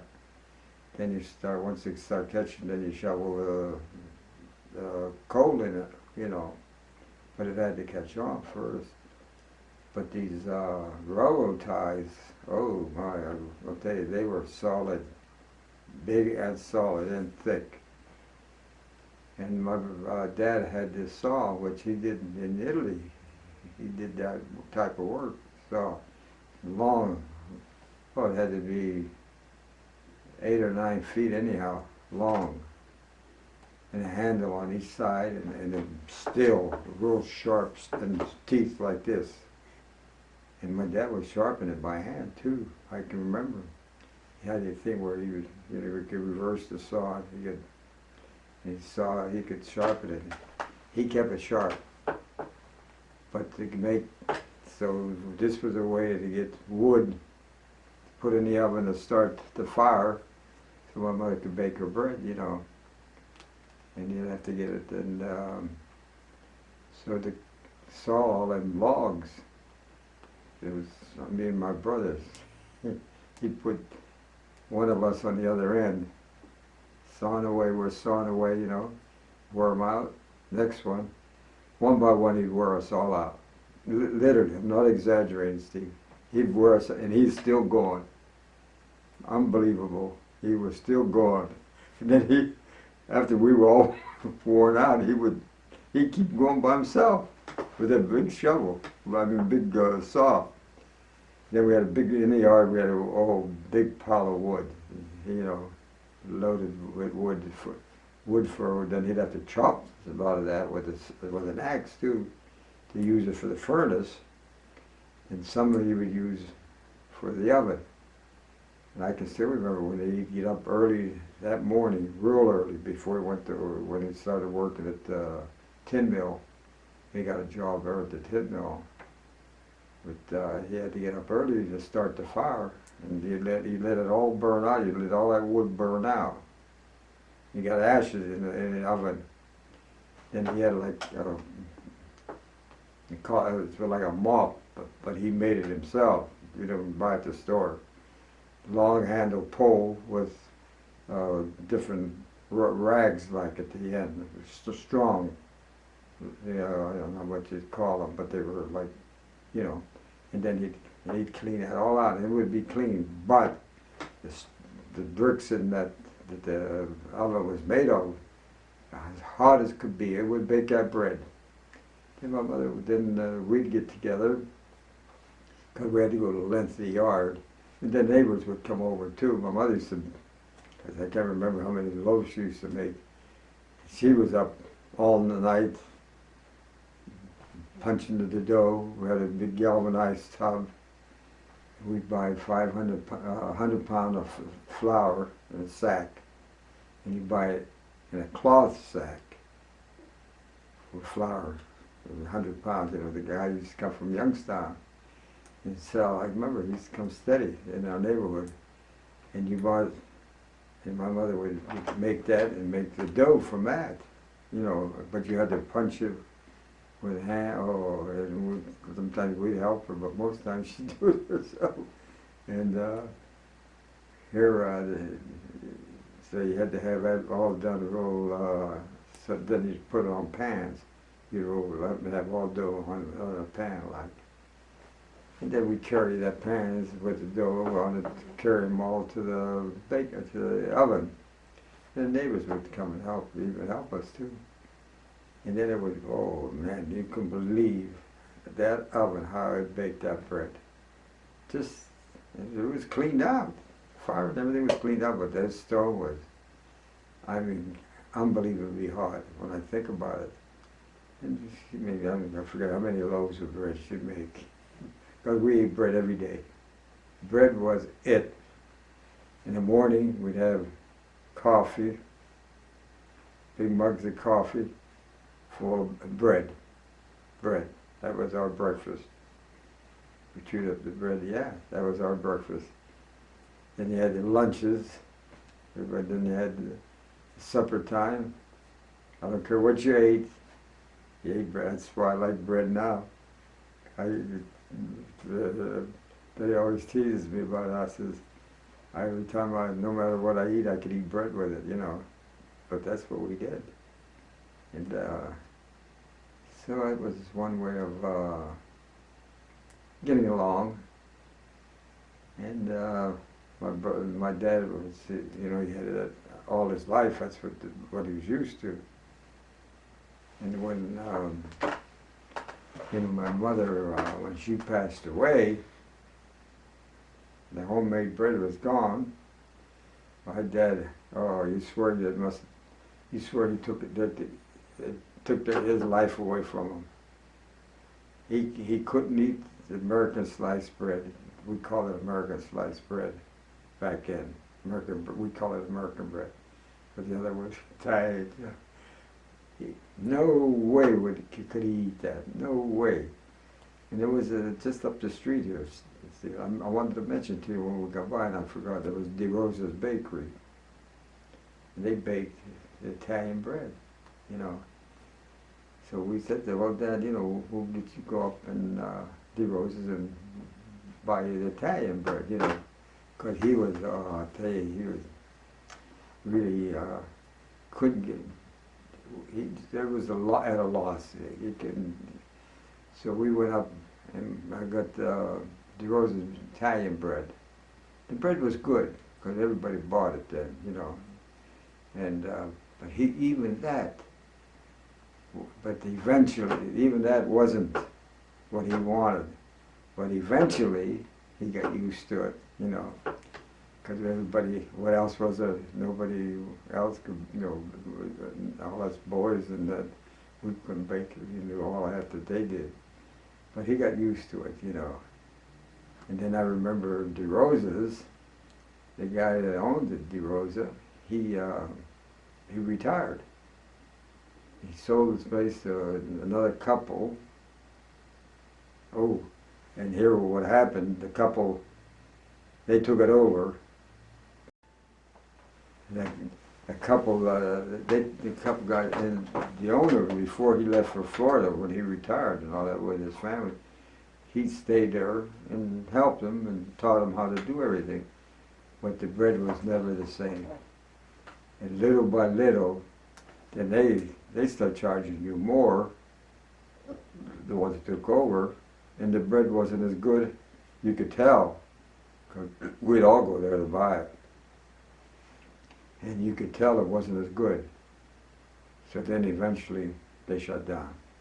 And that was, oh, you can't believe the people that were upset like when they shut down. Cause they used to be, I'm not exaggerating, there used to be people come from Youngstown, Ohio to buy that bread, DeRosa's bread. Yeah, old timers. I can still remember. I remember that one that was right there.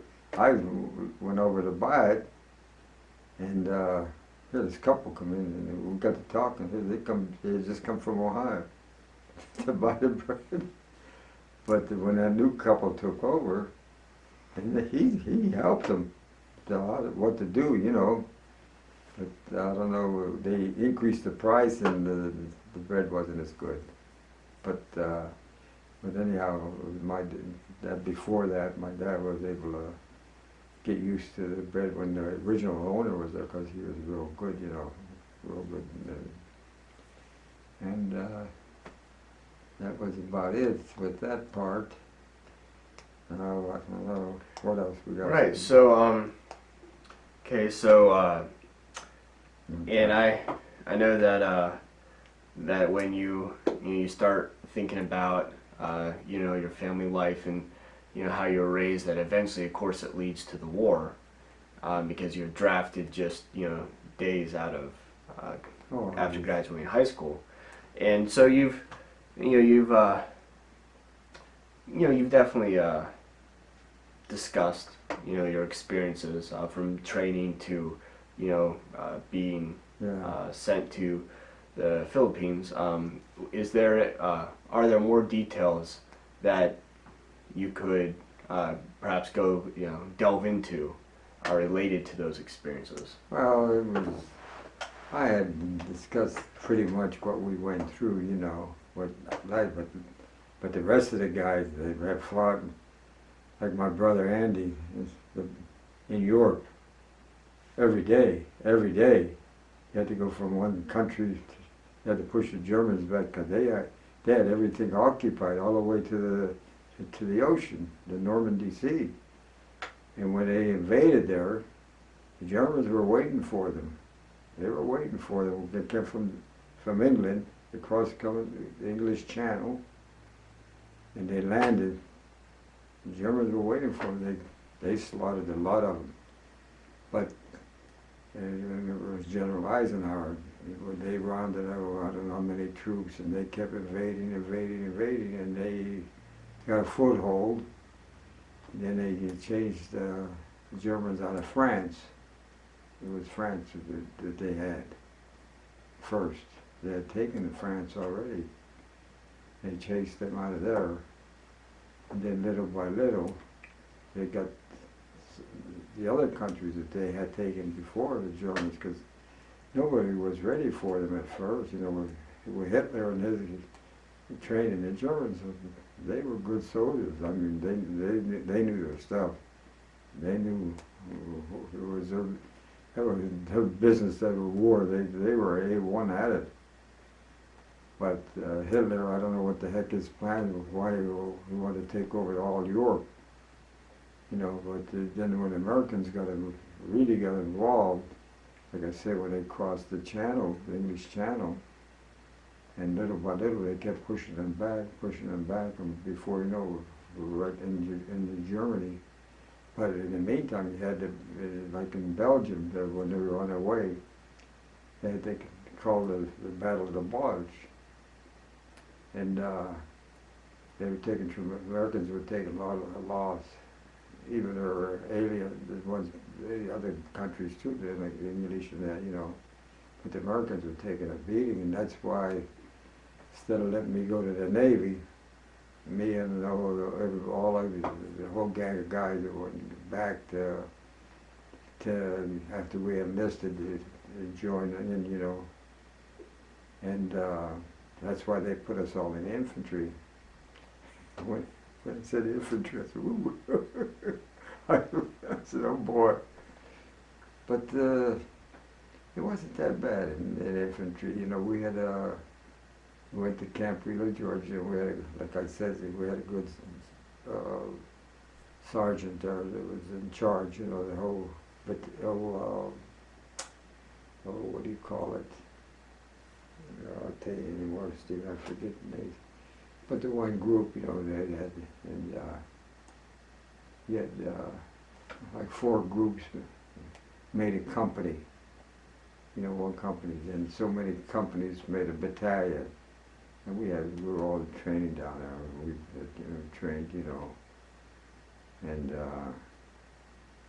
but then, like I say, when they pushed the Germans back from there, but then so that's where they sent us then the other way to the Philippines, you know. And the Philippines, we trained and did different things. Everybody was getting ready for the invasion of Japan. And then, like I said, if you had a high school education, they make you do some other type of work too, you know, to help out. And then, like, all we were doing, like I say, we were getting ready. And I already tell you when President Truman ordered to drop the atom bomb. Back then, nobody knew about the atom bomb. I mean, the average person didn't know about it. You wouldn't, you know, you don't read in the paper. You don't. Well, there was no TV anyhow. But he dropped it, and but the Japanese, they practically wiped out of one city that had a bomb. And the 2 pilots that were flying the train, but the plane, they didn't even know what they had in the plane. They didn't know what it was. All they were ordered to go and drop the bomb. But they didn't know anything about it. But they did it. And the Japanese, ooh, and that was all in the paper and everything, you know. The Japanese didn't surrender. So they dropped another bomb on another city, and then they surrendered. And it showed, I forget where we saw it. I know we saw it. They showed MacArthur and them on a ship and with the Japanese surrendering, signing surrendering papers, and the Americans taking over like everything, you know, the Japanese surrendered. And that was, and like I said, what we did, we stayed in Manila. Manila was the capital of the Philippines, it still is. And there, the weather was, talk about hot weather. But we were young kids, didn't bother us. But hot weather, all the time, all year round. And like I said, they kept us there. They went into Japan on a peaceful basis. They joined with the troops who were in Okinawa, which was a lot closer to Japan. And like I said, one of my buddies was in them troops. One of my buddies, Johnny, he was with them at the time. And they went in on a peaceful basis, and they took Japan over, you know, because then the Japanese surrendered. And it was pretty much, then they started having trouble up in Korea. The North Korea were communists, took over. They wanted to get South Korea. So they sent another buddy of mine. He was in South Korea when they were fighting the war, when they pushed the North Koreans out of South Korea. And then what they did is, after we got the Philippines squared away, then they sent us up to Seoul, Korea. And we run a military government in Seoul, Korea. That was about it. Yeah, we took over military government, run the Capitol building, the Americans. And there was mostly all officers there. Mostly all officers. But we were all sergeants, we were regular, you didn't call them officers, but you know, we weren't just privates, we were all corporals and sergeants, you know, staff sergeants, and we run the Capitol. Got South Korea got to get back going again. They got it going again, and I don't know if I should put it on the film or not. Where you walking down the road, the Korean people, Stephen. You think it's hard that they pee on the street. I just remembered that now. They just, no matter where they're at, no matter who was there, I'm not exaggerating. That's true. When we first saw that, we couldn't believe it. But honest the truth, it was the truth. They didn't, the women, nobody minded. Nobody cared. They would pee right there, you know. And but little by little, they got the government straightened out. I remember it was MacArthur or Eisenhower. They came over there. They stayed for just a little while, just to check everything out. I remember when they had a caravan, I don't know what you call it, caravan, drove up to the Capitol building when they come, you know, and they more or less was just checking everything, seeing how.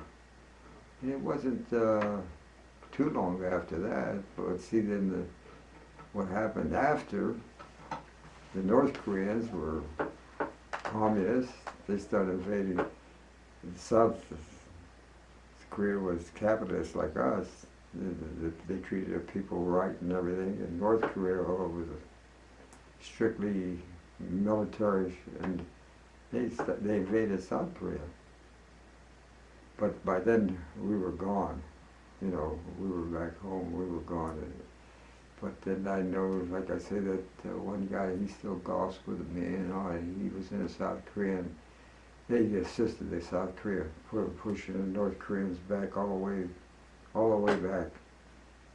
And but you still have North Korea, it's still there, you know. But you did have peace, and you know, but you have North and South Korea. It's not all one country.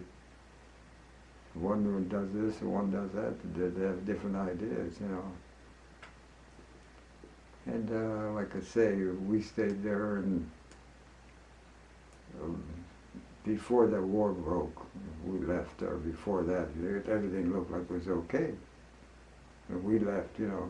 Then this was a while later when the North Koreans tried to take over the South Koreans, you know. And but before that, we went up right through with the ship. We went right through Japan and up around the Aleutian Islands, up to Alaska, coming back to the United States. And we went around the Alaskan coast. You couldn't say. And that's so funny. Like I said, the ships, oh, unbelievable, the way they were tilted, you know. Sometimes, like I said, you couldn't even go in a mess hall to sit down and eat. You couldn't do it. They just hand you a sandwich and you keep moving out. But just a couple of weeks ago, I was, where the heck was I? One of the stores. Oh, and at the Dollar General store. And my neighbor up the street, a couple houses up, she was pushing a buggy. I said, hey, how you doing? You know, I was talking to her, got talking. Yeah, they had made a visit up in Alaska. Yeah, they just kept going. And she said, it was fabulous, the way she was talking. Oh, yeah. She says, how about this? She said, no, we didn't have no trouble with the ships, nothing.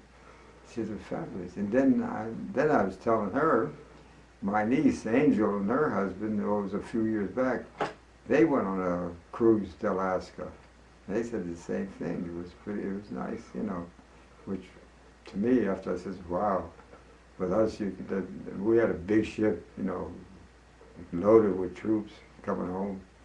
And I mean, when I say that ship was swaying, it was swaying. I'm not exaggerating, you know. But we come down to along the coast there, and down to the Canadian coast and down to California.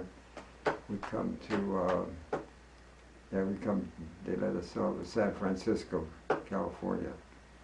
And this was in the summertime. And I'll tell you what, I couldn't believe San Francisco was cold. We had our field jackets on, and we were young. And it was cold there. It was Northern California.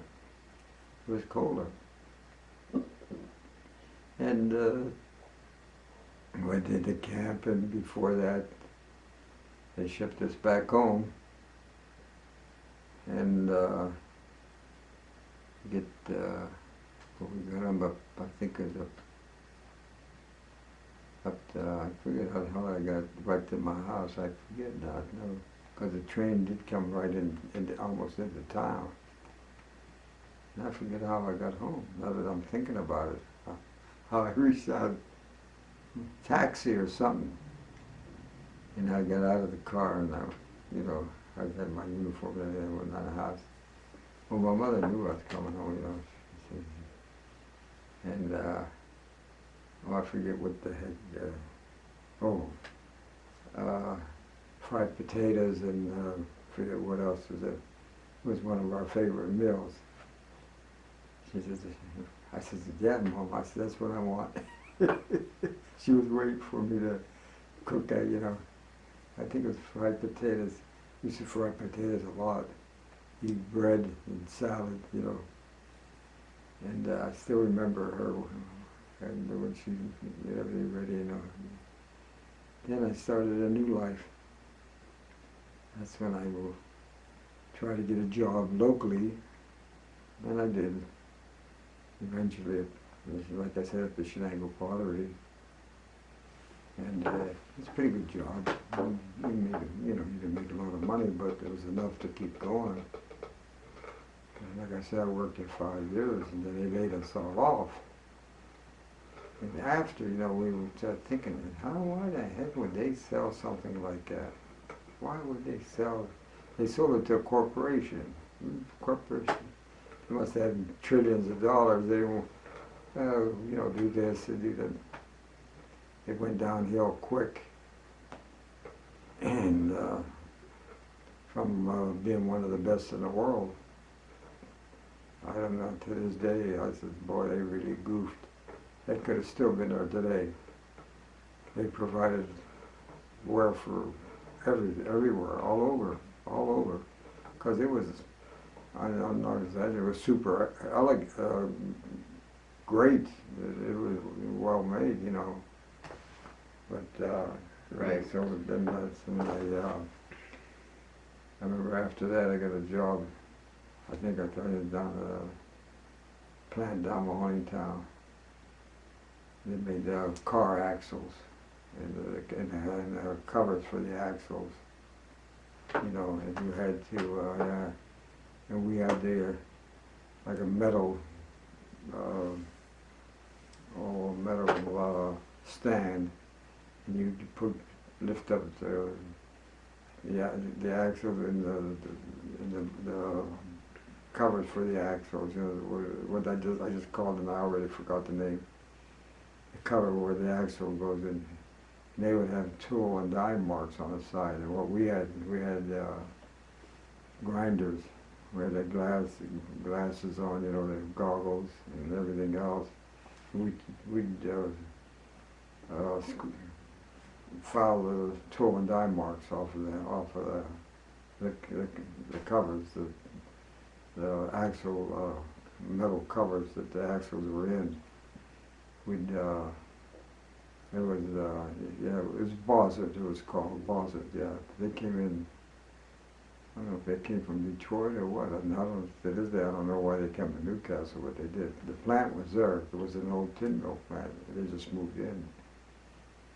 And they brought all their junk down there to work on it. And that was about it. Is that over? Okay, so we've talked about, I think, you know, different areas, you know, from, you know, yourself growing up, and then, you know, through the war, and then, you know, getting married to Grandma. So would you like to now talk about your memories of the Great Depression? Well, what it was is that I was the youngest in the family, and you know, my brothers and them, they were the ones that had to hustle, you know, doing this and doing that and all that, and they did it. I tell you, like I said, my sister, she helped everywhere in the house, everything, you know, just and with my mother and all that. And we all, like I said, the neighborhood and the whole south side of Newcastle was pretty much in the same situation. We were all, you know, victims of depression, and we all learned to hustle and do things of our own. And, you know, it was so different. And like I say, we all, us guys, the country club, they still golfed because there was wealthy people yet. There were still wealthy people, you know, but they had the rich and the poor. And we golfed, we sold newspapers, we hunted for junk and sold that, and we helped with the garden, the farm. We worked all the time. That's all you did. I worked in a couple of stores downtown. I worked at a bus depot downtown for a while. A friend of mine, I remember that he says, you know, we need somebody up there. He says, why don't you come up and say, you know, you put your application in. And I did, and they hired me. It was a bus depot right in the middle of town. I just remember it now that we're talking about it. And I made a few bucks there, you know. And like I say, and everything else we all did them. But my older brothers, they really sacrificed. You know, they did everything. And but I did too, stuff. But it was getting a little better when I, you know. But they were in it from day one. And everybody, like I say, everybody in the neighborhood. The whole neighborhood of all the city, a lot of people in the city, they were all in the same situations. You know, it wasn't like your neighbor was rich and you were poor. You know, it wasn't like that. And everybody helped everybody. Everybody helped each other. And we learned to do everything on our own, you know, like And like I was saying, when my mother used to bake bread, she used to buy the flour on a, it used to be 100-pound cloth sack. And that cloth sack, she would make different things out of the cloth sack, pillowcases and different things. You'd utilize everything. You didn't throw nothing away. That's the way it was, you know. And like I say, we were all in the same boat, and we all helped each other. People helped each other. You didn't have, back then it's not like it is now. You didn't have to keep the doors locked, you know, or nothing like that. Everybody trusted everybody, and nobody was killing and stealing and drugs and all that stuff like that. So you had a few alcoholics, you know, guys would go to a club and drink, you know, and they'd overdo it. And then we had the two clubs, only, well, not too far from here. It wasn't too far from ours. One was the Sons of Italy, and one was called Casa Savoy.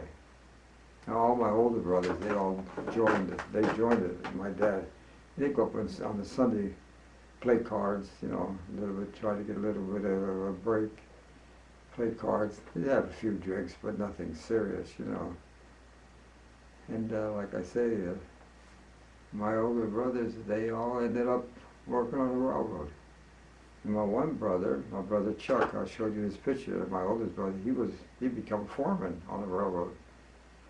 And so, you know, the money started coming in a little bit, that, you know, made a difference. Yeah.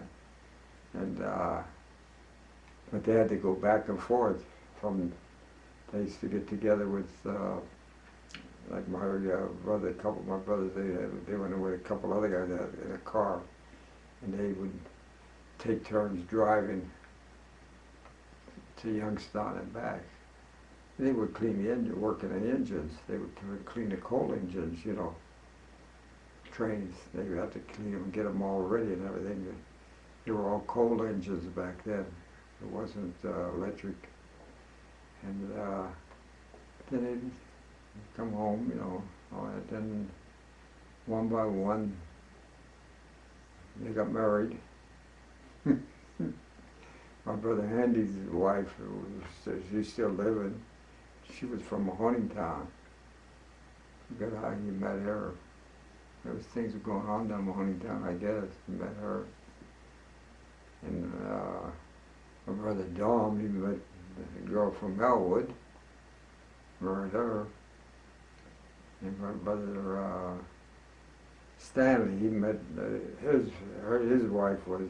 They lived up the street, up Blood Street here. And there was a local girl, he met her. Then they got married, you know. And Okay. So would you say that just overall, the way that people survived back then was just basically being self-sufficient? just about it. You're right.